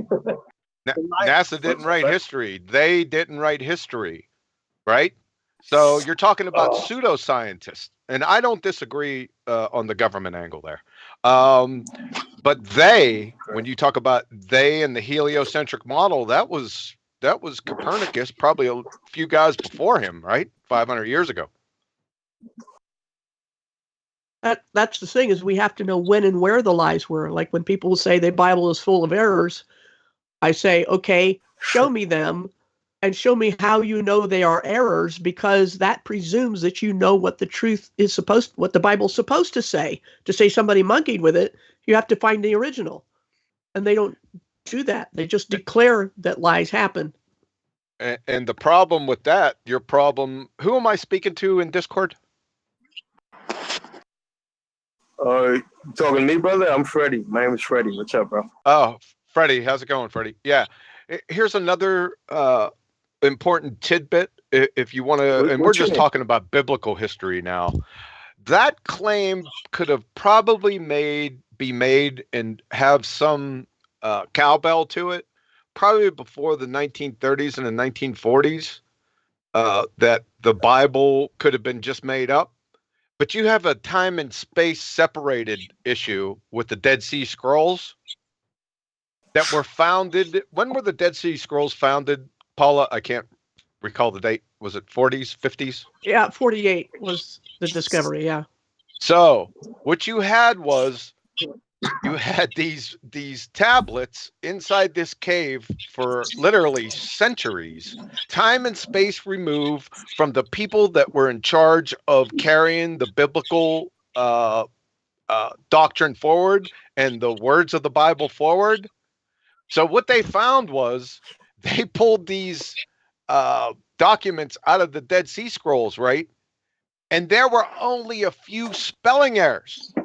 I think this is probably the point he's hitting at, and I kind of get what he's aiming at. Were they in the ground for 1400 years? Because this question of history, this is why I asked it earlier, isn't necessarily questioning the majority of the Bible. It's only pretty much the writings of Paul that it really does question. So were those particular documents, which I don't think contain any of the Pauline doctrine, were they? No, those are strictly Old Testament here. Yeah. That's what we're talking about. Yeah, letters of James and other revered stuff from early Christians, really good stuff with regards to the teachings of Christ is in there. But how long were they in the ground? Were they in the ground 1400 years, or were they in the ground 400 years? And that's, I think, where we're looking at. But for me, you see that it doesn't really, the Bible, that still doesn't make it a historical document for me. But I think for the majority of it, other than the latter part of the New Testament, it's pretty much unaffected by the mud flood stuff, which I think the guy may be getting at, which is altered history, which would only give us 200 or 300 years of history that we can vouch for. Yeah, but everything's connected. If you take everything's connected, Bible as a whole, the Old Testament, even though they're two different covenants, everything's connected. That is, you can't have, like, let's say Revelation. Revelation has over 800 allusions to the Old Testament. It's a working whole. You can't separate them out, is what I'm trying to say. But why is that, Quantum Eraser? Why is that? Why that is what? Because it is a collective narrative. It is collective narrative. It's a controlled narrative. It's a written From who? narrative. From constructed. Who? It's a constructed narrative. By From whom? who?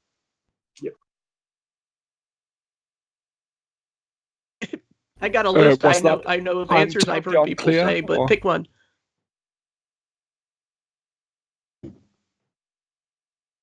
Go ahead. Whom? Paula asked you whom. Rune. This is Rune. Hello. Good evening.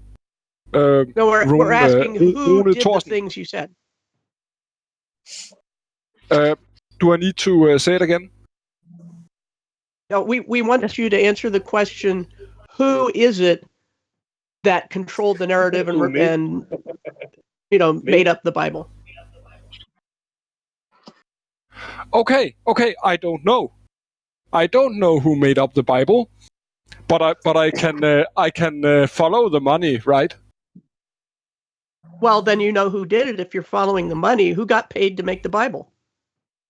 We're talking no later than the not first who got century paid now. to make the Bible. Not who got paid to make the Bible. Who gets paid now? That's irrelevant. And you can't Okay, backdate I think the it's Bible very like that. relevant. I think it's the core, the essence of this discussion. No, you're Those to who bring it- instigated the Bible were those who colonized the world. No, you're Those who committing control an all anachronistic raw fallacy. minerals, materials, or raw materials. Hold up a second. Paula has an answer to this. Yeah, it's an anachronistic fallacy when you backdate something that's going on now and ascribe it to the past, regardless of how long ago you think it was. You're saying follow the money, but you're talking about right now and then importing that assumption back 1,000 years or more. You can't do that. That's illogical. Okay, I think I can do that, and the reason I think I can do that is because a small fortune made 400 years ago is a big fortune today. You know, the Bible was finished almost 2,000 years ago, right? And you can't prove that it Yep. wasn't up So let's say 2,000 years. 2,000 years ago. A small fortune made 2,000 years ago is a big fortune today. The Vatican is an example. It predates the Vatican, right? The whole Bible predates the Vatican. All of it. If the Vatican is not the Roman Empire, you are correct. If the Vatican is the Roman Empire, you are incorrect. No, the Roman Empire existed certainly, but the Bible had nothing to do with the composition of the Bible at all. None of the Romans did. There's no proof of Piso family conspiracy or anything. Hey, since I started this discussion, can I ask Paula and John a question real quick? If there was no such thing as hell in the Bible, or if the Bible, okay, maybe, all right. So if the Bible said the earth was a sphere, or not even that, what if the Bible said there was, no hell? Would you believe in this still? Or, you still believe people can walk on water long ago if there was no threat of hell?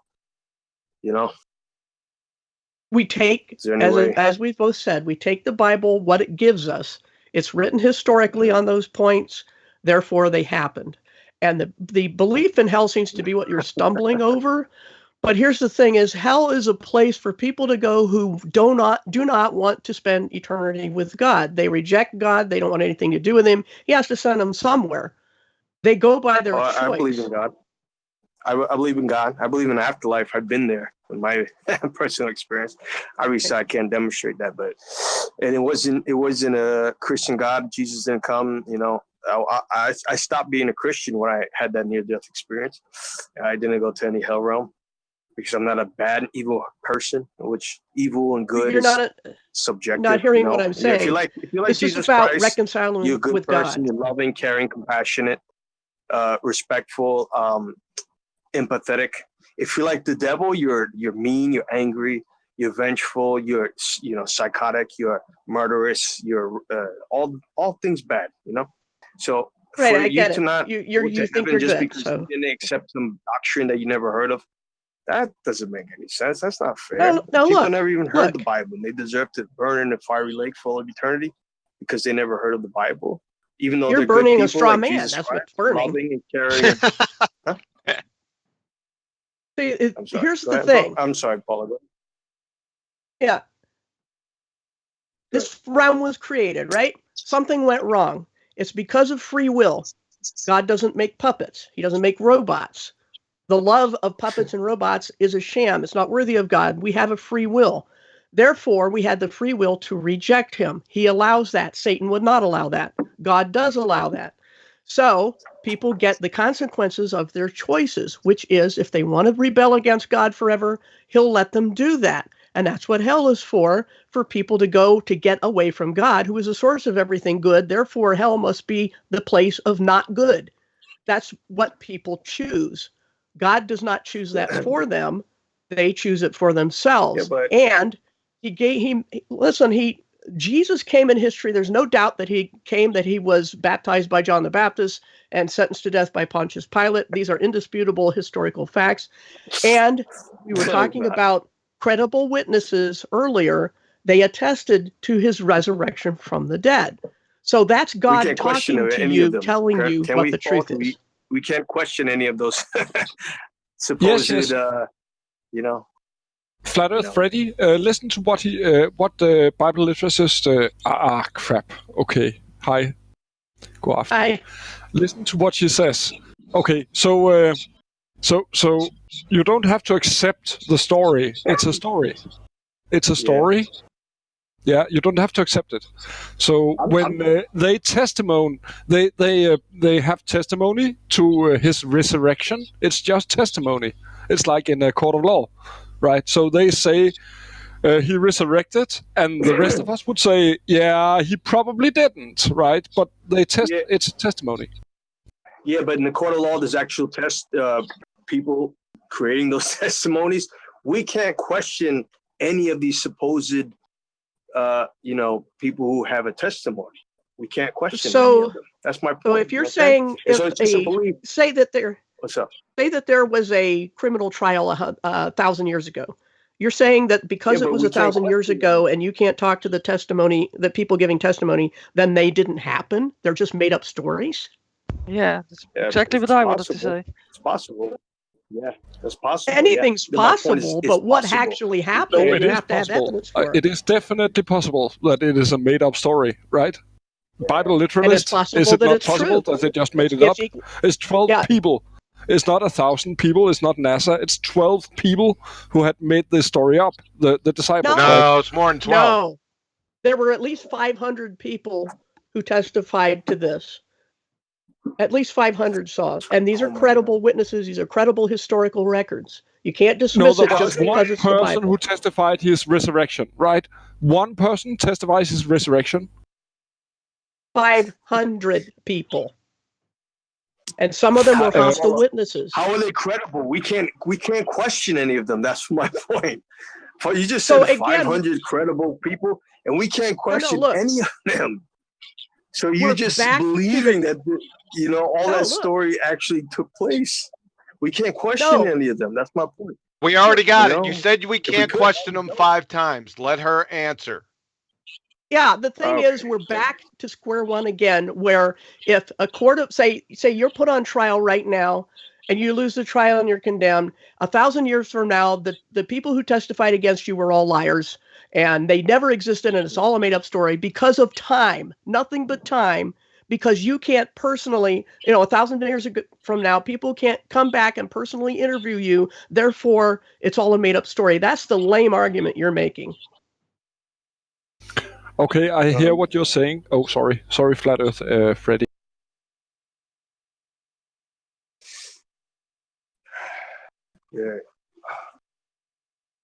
Yeah. My point. We can't go back in time and verify it. Okay. Period. Okay. So the fact that people like quantum erasing yourself, who are not idiots, you're not stupid, you're not retarded, you're very intelligent human beings. The only reason logically you can believe a guy walked on water as adults 2,000 years ago or turned water into wine is for one reason only, because I grew up in the same belief as you guys. It's because we're all scared to go to hell when we die. No, if there was no such threat, no, let me finish. If there was no threat of hell in the Bible, you would never subscribe to a man walking on water, quantum eraser, John, whatever your name is. What I'm saying. You called me. You said I was scared. You're a scientist. Go ahead, mute him. Let me finish. You're a scientist, but you know that's impossible. You believe it. Thank you very much. That's such a ridiculous lie. Presuming people's motives must all be like his. Right. That's I one mean- problem. That's one problem, right? Appeal to intent motive fallacy. Number two, let me ask you a question. Who's more cowardice? I'm getting some background. Okay, thank you. Who's more cowardice? Because you have the two ontological primitives, right? The philosophical naturalist believes that when he dies, that's it. There's nothing more. There's nothing left. I mean, what's to be scared of? There's nothingness. However, Christians know that there isn't nothingness, that they're going to have to kneel and give account. Who's the coward? Thank you very much. Right, Okay, exactly. I can't talk. I'm muted, you fucks. All right, here we go. I'm unmuted. All right. So, okay. Who's a coward? You gotta call me a coward, John? Like, what are you talking about? Because Yeah, you know you're a that coward man can't because walk on we don't. water, We're right? not afraid of that. You know that. You talk about. Okay, then finish. John, you talk about cause and effect all the time, right? You're a scientist. You're very intelligent, man. Like I just said. Can we demonstrate a man walking on water? Can you do that? Can you demonstrate any of the illogical, Okay, impossible, for the second time, it's a false nonsensical, equivalence childish stories of the fallacy. Bible? Jesus Christ Like- was not human. He was human and okay, come on, let's- God in the same flesh. So that's a false equivalence fallacy for the second time.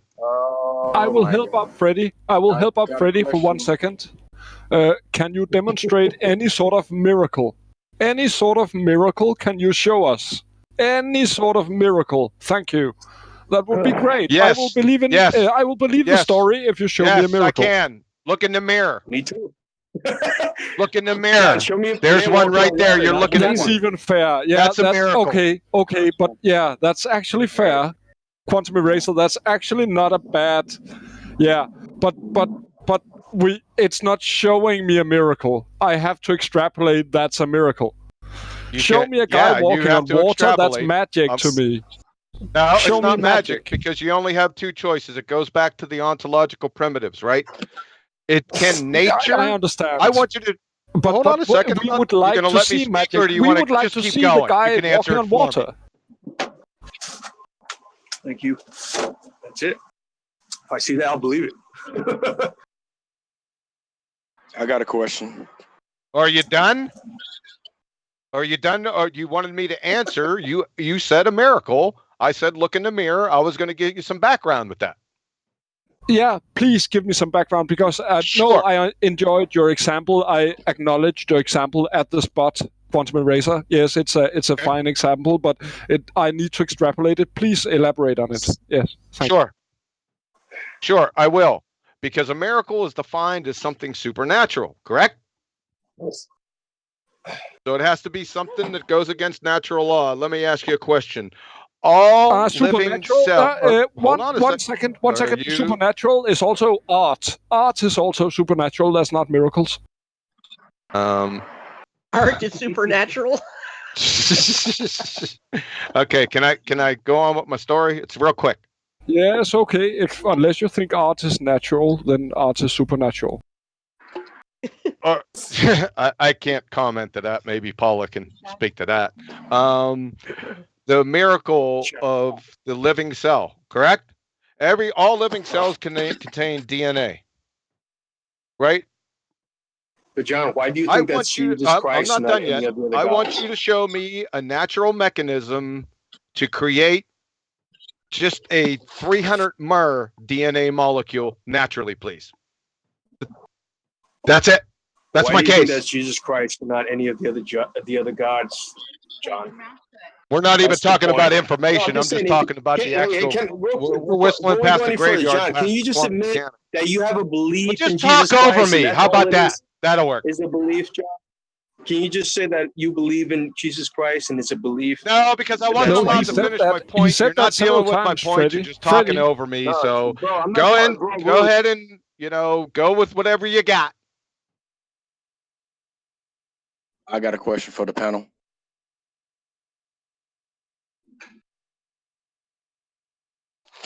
Yeah, go ahead, Redman. Everybody there? Sure, go ahead. Ask Yes, your we hear question. you. I was All right. waiting for Paula's supernatural artist explanation. I was going to No, we let can, that go. we can because discuss it's that. It's in the ridiculous. definition, quantum. You like definitions, right? So define natural, and you will find that supernatural is something that is, yeah. Is You know, what? when you're talking about miracles, you're talking about violations of natural law. That's how they're defined. I am, but supernatural and miracles are not synonymous. Supernatural is not synonymous with a miracle. Yes, it is, sir. Yeah. If That's the definition of that's it. true, then I concede, obviously. That's the definition of it. What is define supernatural? Hold on. Well, what's the definition of miracle? Right. Yeah, I just said that. Violations of natural law. Therefore, the supernatural is by definition a miracle because Exactly. nature cannot prove or disprove. It can't falsify it because, as I've said before, it's like trying to measure oven temperature with a body thermometer. You're in the, naturalism must insist that the oven never gets over 105 Fahrenheit.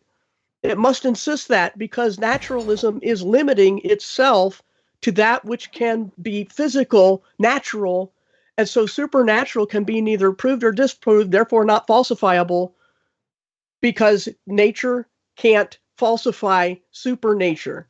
Therefore, when you say miracles can't happen, you are trying to impose a circular reasoning. It's begging the question that everything provable must be natural. It's a circular argument. Brilliant. Exactly.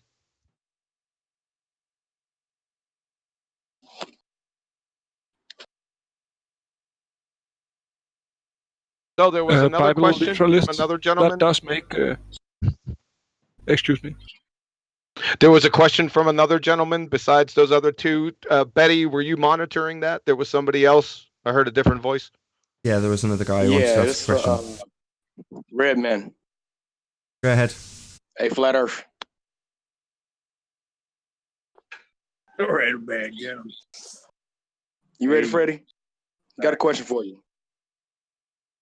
So, would you rather believe that there is a God, or much rather not believe there is a God when the time comes? A loaded question. The whole show is about proving that the existence of a Noah must be so first. So it's kind of a loaded question because you've prefaced it with belief. Sorry, go on, Betty. Well, I was just going to say that the context of the question is the assertion made earlier that we as Christians only believe what we do because we're afraid of hell. So it's kind of out of the realm of the theme. We were just kind of addressing that. Well, I see it also the only way you can. Yes, you are. You're afraid of hell. Hold That's on a why you second. believe Betty had the guy something to could say. walk in water. Possible nonsense like that. Hold on. Good. I Hold believe on. that too. At one Hold point. on. Hold on a second. Betty had something to say. Go ahead, Betty. Yeah, people say because it's in the Bible, it says the fear of the Lord comes first, and the whole thing about being fearful of God is not, for me as a Christian, is not the thing that I'm afraid of hell. It's more of the thing that I'm afraid not to be close to God. That's the fear of the Lord. It's not the other way around. That's how I see it. So it's not a fear that I have. It's just the idea that I'm not good enough to be close to God. That's more like it. It's not that I'm afraid to die, for example, because I know that I'm going to go to heaven if I believe in the Lord. But I'm more scared of being not good enough than I am of going to hell. How good do you need to be to go to heaven? He states that explicitly in the Bible. That's It's not of So you. is That it- price has it's been all paid by apart. somebody else. You can't be good enough. It's almost blasphemy. Exactly. So the belief that God sent his son to the earth and he died for our sins, basically, and became to life again, that is the gospel, which is paid. He paid the price for us, basically. Right. But yeah, Paul, go ahead, what Paul. about the other gods? Why I would are they just going to go to hell describe it- because they believe in other gods, or is that fair to them? I doubt. But Ah. before you speak to that, Paula, because I know you have a really good answer for that. The other gods thing, I heard it a number of times, not only now but previously. I'm getting a lot of background noise when I'm speaking. Do we have a problem? Okay. A number of times people have brought up other gods. If you scroll down in this presentation, it has creator versus atheism. There's a link to it. If you could go to the end of that presentation, I deal with that question specifically. I would suggest watching the whole presentation. However, if you just want to go down to the last part of it, I deal with those questions right there. Thanks. Yeah, well, and if I can add to that is the only you come back to the basic beliefs of Islam, Judaism, and Christianity, because there the God is outside of time and space. It's not part of creation, basically. And if you have to discern which one is the best of the three, then you come to Jesus Christ, because he paid the sins for us, because we cannot save ourselves.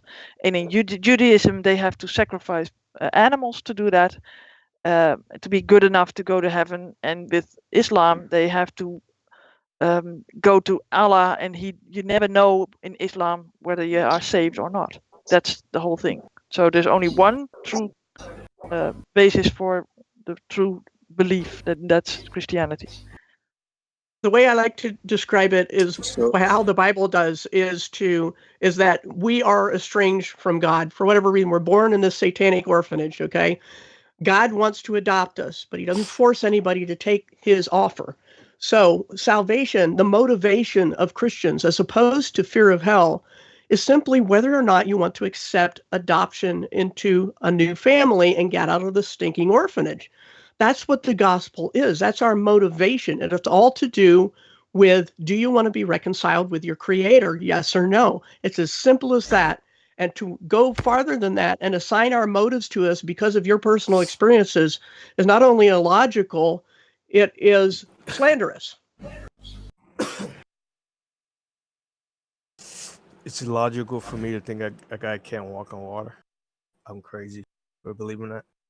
He's not a guy. Another false equivalence fallacy. We already dealt with that like 3 or 4 times. John, he was a man when he was on this earth, at least. No, that's why he died like a man. That's why he was. That's both God and man. Fully God can't die on two pieces of wood, right? Only a human God, can, right? sir. So he was a human, at least when he was here, right? Fully God. So look in the scripture. Yeah, both. The thing is, you just keep going in circles, staying on point one the whole time, insisting with your fingers in your ears, there are no miracles, there are no miracles, there are no miracles, and you're a fool if you believe them. You don't listen to anything we tell you, so stop asking us questions. You don't want to hear the answers. Paula, look at the bullshit we're fed. Look at the bullshit we're fed. Look at the ISS. Look at the bullshit. Look at the space bullshit. It's all bullshit. And you want me to accept a book 2,000 years old? That's bullshit times 2,000, right? Now, false equivalence again. We have evidence. We have archaeology, papers, historical records from like places like China, where the word for there is no flood evidence for miracles. Is two people Paula, in a boat, there's or circumstantial Are evidence. you listening to me, or you just want to talk at me? You asked me a question. No, sorry. I started to answer. Okay, there's a lot more evidence than just the Middle East. And the thing is that you don't care what the evidence is. You write off everything you don't want to believe as the lies of the government. You just paint it all with the same broad brush. You don't discern, you don't have any details as to when you decide something's true and when you decide something's false. And you decided beforehand, you don't like the Bible, you don't like what it says, you don't want it to be true. And so you write it off as equivalent to the ISS. That's asinine. Okay, Dishonest. I will write everything you just said off to be a fallacy, right? So everything you said was a fallacy as you appeal to my motivation. Appeal to motivation.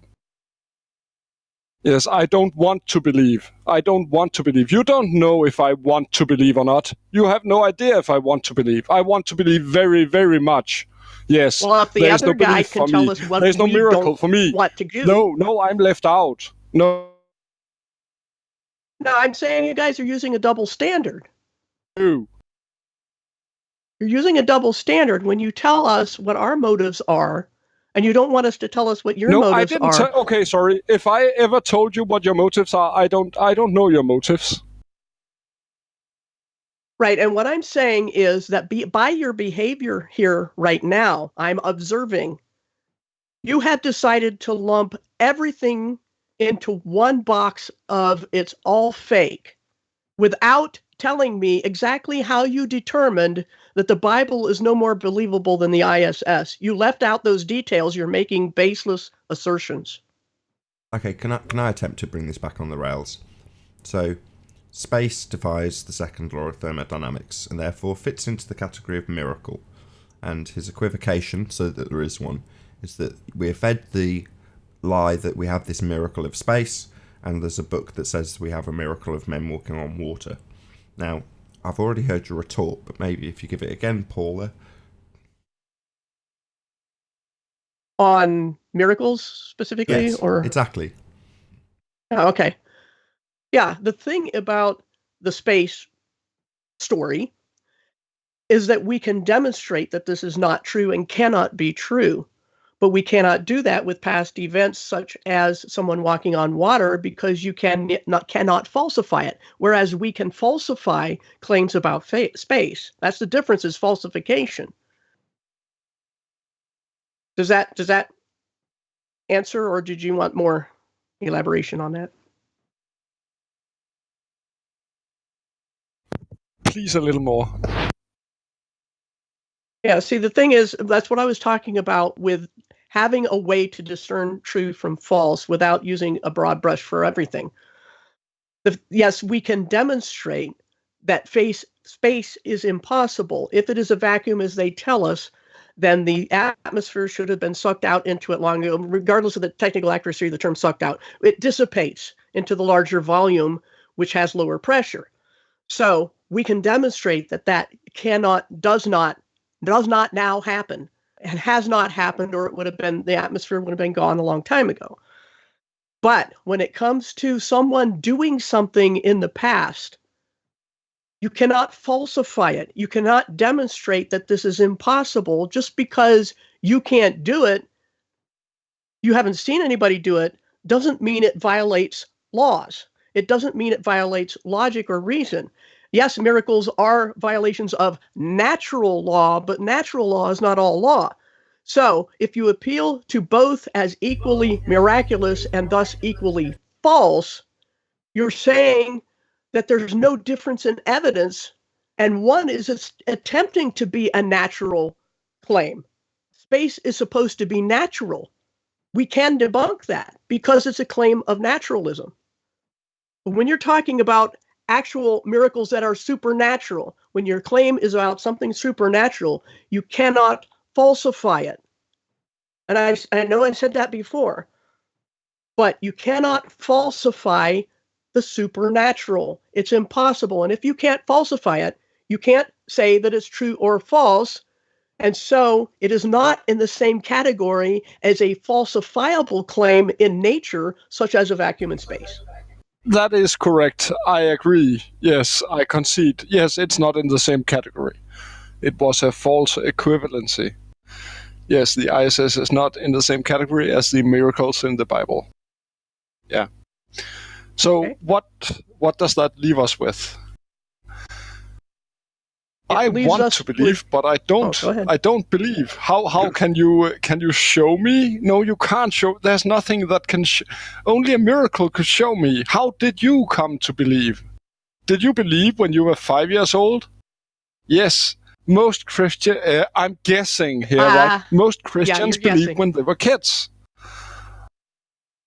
I have a document on my website where I traced through how I reached my conclusions. And it's the study of epistemology, the study of how you know what you know. And at the beginning of that quest, every person has to start with an assumption, something they hold true that they cannot prove. It's an axiom. They have to start there, because you build upon that. You decide, for example, whether observation is a valid way to find truth. That's an assumption. But if you consistently apply it, it will lead you to certain things, because that's your discernment method.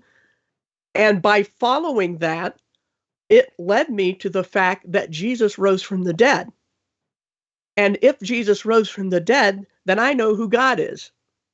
That's how I got there. I started with an axiom that evidence is valid, that you can test it, and if you follow it consistently, you will find the truth. I stuck with that. I started with that axiom. Everybody starts with an axiom, but not everybody applies it consistently. My reasons for believing as I do, as I like to say, I believe because I know. There are certain things I can examine in the real world, in the physical world, that lead me to valid conclusions of that which I cannot prove. And everyone has beliefs that they cannot prove. So then the question again comes down to each person saying, how am I going to find truth from error? And do I apply it consistently? And then have your personal convictions about whatever you come to. But what you cannot do is disprove somebody else's axiom, because we're all in the same boat in that regard. Everybody starts with something they hold as a given that they cannot prove. Everybody. I completely agree. Yes, we cannot. Axioms are not provable. It's not in that sphere. No pun intended. Sure. So, in reference specifically to walking on water, then the question that was posed to you, is it Rune? Yeah, I'm here. Yeah, the question posed to you was, how do you come to accept that belief? And are you just saying that it's purely an axiom? I think it starts with an axiom, and everybody starts with an axiom, and whether they consistently follow their chosen axiom to its logical conclusion or not is how you would decide whether, for example, it's possible that someone could have walked on water. So at least I have a basis in, first of all, everybody admitting that they start with an axiom, and second of all, that I have my axiom is that evidence can be examined, and because I examine evidence, then I conclude that Jesus rose from the dead, which is a much bigger miracle than walking on water. So it's no problem at all to believe lesser miracles. And but Paula, I have a few questions. Rune, just one more question for Paula. And that standard of evidence is historic? All sorts of disciplines, historic, scientific. You can, for example, test materials, look at artifacts, tools. Language can tell you things. You know, how the letters were formed tells you when something happened. No. Sorry, I'm being really super specific, and I'm talking about just miracles, or more specifically, walking on water. With that specifically, as that was the question Rune asked you, is that purely? Would that be the standard of historic? Because obviously you're not going to fit that into any of those other categories, right? Right. It would be forensic. It would be the credibility. It stands on the credibility of the witnesses and those giving the account. Fine. That's what I thought. Okay. Sorry, Rune. You go ahead. I just wanted to clarify that. So I have one question also. So the guy walking, Jesus walking on water, is not a miracle. It's a trick. It's not a miracle. And you can come with your testimony of people watching it, and they say that guy walks on water, but he doesn't. It's a magic trick. It's just old. It's an old magic trick. Can you prove this? Do you get my contention? Yeah, I know where you're coming from, but you can't prove that it was a trick because it's a one-off historical event. You don't know whether it's a trick just because it's possible. Very true. And there was someone else also that walked on the water. Peter came to he had Jesus. Peter walk to him. Yeah, and then he didn't believe anymore. He fell through and fell through and went into the water. So it has to do with having the authority over. And since Jesus had the authority over nature, he could do that. And since Peter believed in Jesus having that authority, he could walk over water as well. So that's the whole thing about that. And you have all these witnesses in the boat. and it was in the middle of the lake, I Night. think it was. Yeah. That they did it. So it couldn't be any trick with some ramp underneath the water and stuff, because that couldn't happen, right?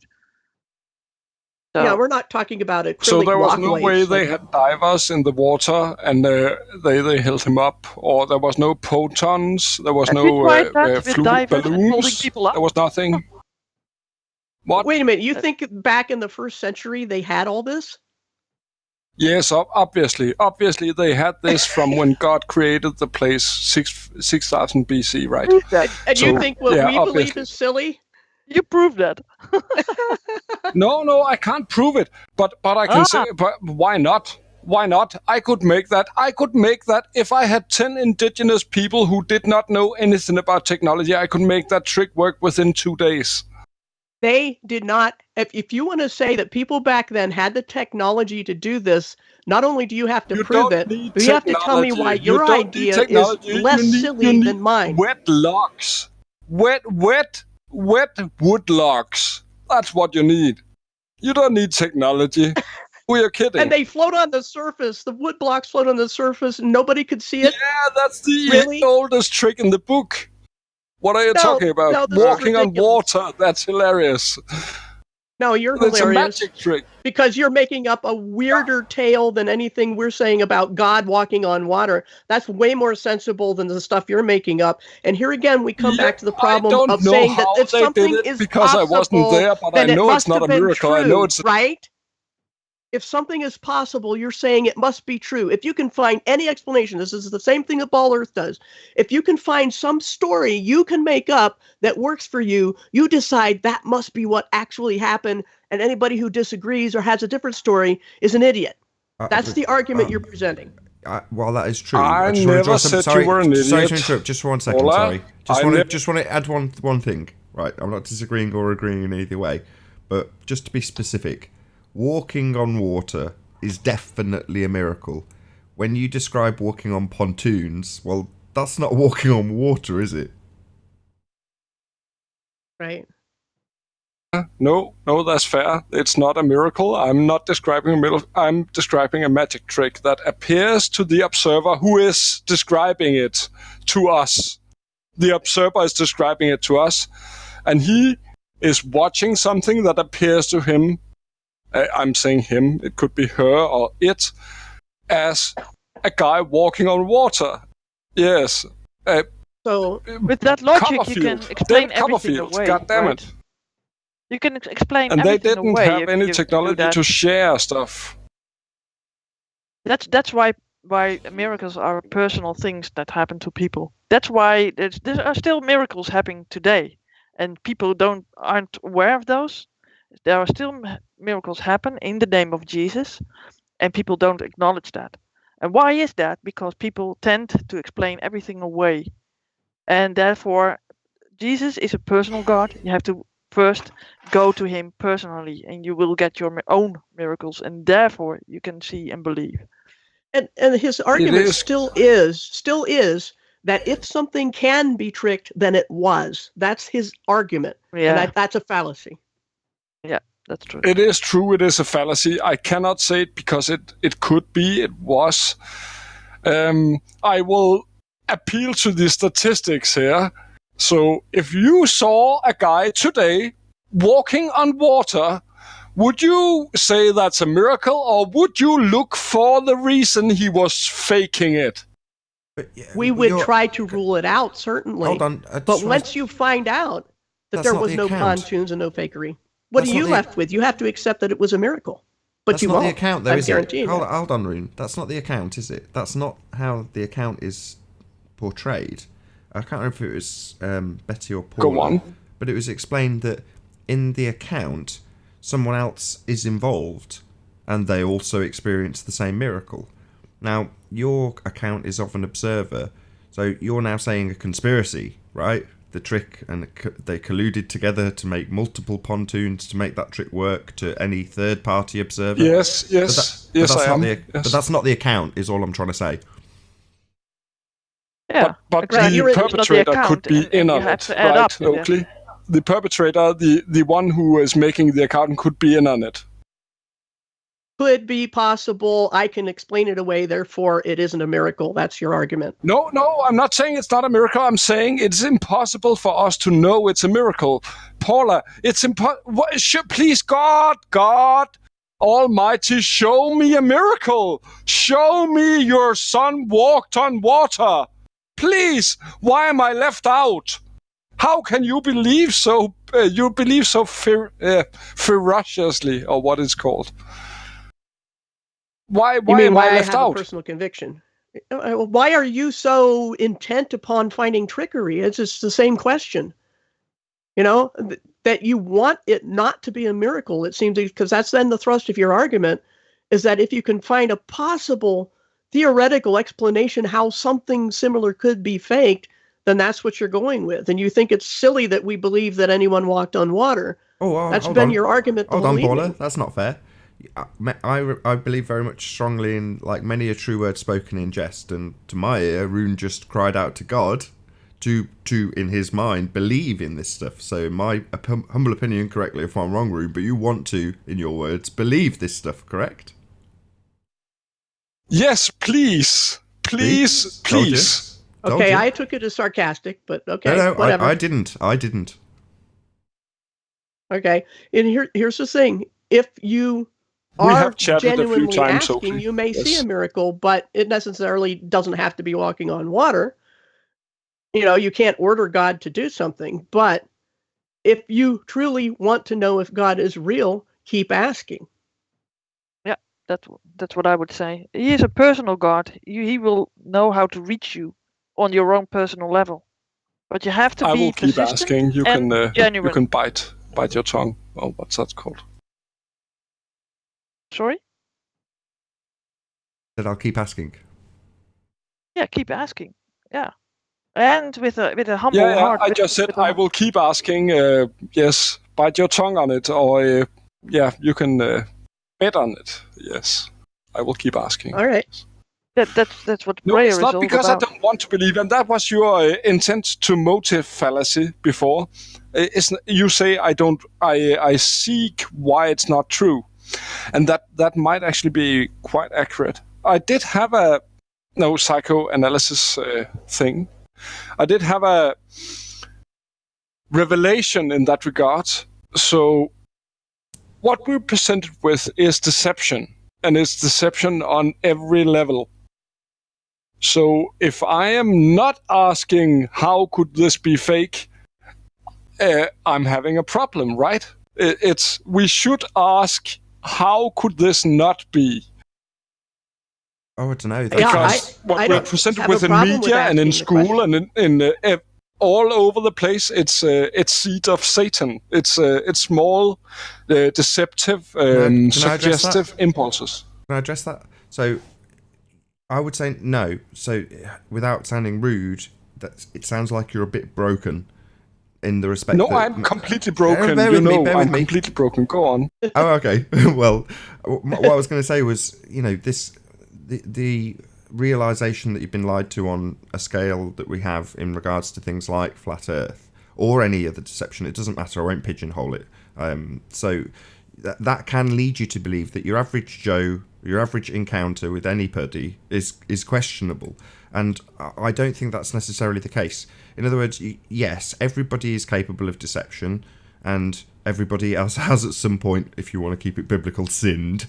But on the whole, most people are good and honest people. Yes, there are situations by force of their situation, or because they are just deceptive, they will be deceptive and lie and cheat and swindle. But I personally don't operate on the premise that everyone's trying to deceive me all of the time, or that we should always, as you put it, go from the point of view of questioning how could this be wrong. So I don't necessarily agree with that standpoint. I'd hope I never reach that point where I'm going, is this a lie? You say I want a cup of tea? Do I want This has been recorded. This is recorded, right? Sure, yeah, it's still the after show. Yes, okay, yes. Yeah, but I would like to believe that people are inherently good. I would hope so. Otherwise, you know, send me to a different country. But, you know, I'm just saying that your opinion from what you're saying is that we should automatically assume the worst and that you're being deceived. That's what I took from that. You often talk about mental illness, and it is mentally ill to think that everyone else is lying. That is not sound. So of course I agree with you. So the problem is that when we face authority, we are handed over lies, and we are not. If we don't do as I say, if we don't look for how it could be fake, we are left with lies. We're left with it's bogus. It's bogus, and it's making us waste our time. It's not only that. It's everywhere. It's in the smartphone. It's in small games. It's making us waste our time. Yeah, I don't know if it's not concise, maybe. Well, my thoughts on this is not concise either. But I know, I understand it's not mentally sound to have that attitude. I understand it's not a mentally sound attitude. Yes. Right, and I want to emphasize again that I'm not saying never ask the question. I mean, I'm all about investigating things. I examine the Bible thoroughly because I want truth more than anything. And so I put my own beliefs to the test. I did it since I was a teenager. That's over 45 years ago. And that's why I've always, I had such an easy transition from ballers to flat earth, because I was a young earth creationist in my teens. I was always outside of the box going after the difficult passages in the Bible because I didn't believe that anything should be just accepted. I think it should be investigated. So I totally agree with you that you should look for other possibilities. But when we're talking about a one-off historical event, you can't do that. All you can do is forensically cross-examine the witnesses, look at the circumstances, see whether this could possibly be true, and then gauge the likelihood, which is what I was mentioning about Simon Greenleaf, applying forensic methods to the four gospel writers and cross-examining them. That's why the Christian faith stands out among all others, because it is the only evidence-based faith, the only religious text that appeals to history and gives all kinds of historical names, dates, weights and measures, events in geology, such as earthquakes and eclipses. They're all in there. Names, because genealogies. Yeah, if you wanted to fake a writing, you wouldn't do that because you could be checked. That's the whole purpose of giving those details, is so people can examine to see whether they think it passes the test. And so this is an evidence-based faith. And so when I examine the evidence, it is an arbitrary decision I make, but one that is consistent with my method of discernment, okay, based on my axiom. I reach this point and I say, I've examined the evidence. This one stands out. This person stands out. These witnesses stand out. That's the one I'm going with. Yes, it's probability. But at the same time, I have never found anything that came close in terms of probability. And that's where I stand as I do, not out of fear, but complete lack of fear, because I did my homework. And with that, I'm going to say a massive thank you to all of you who joined us in the Nathan Oakley premiering stream.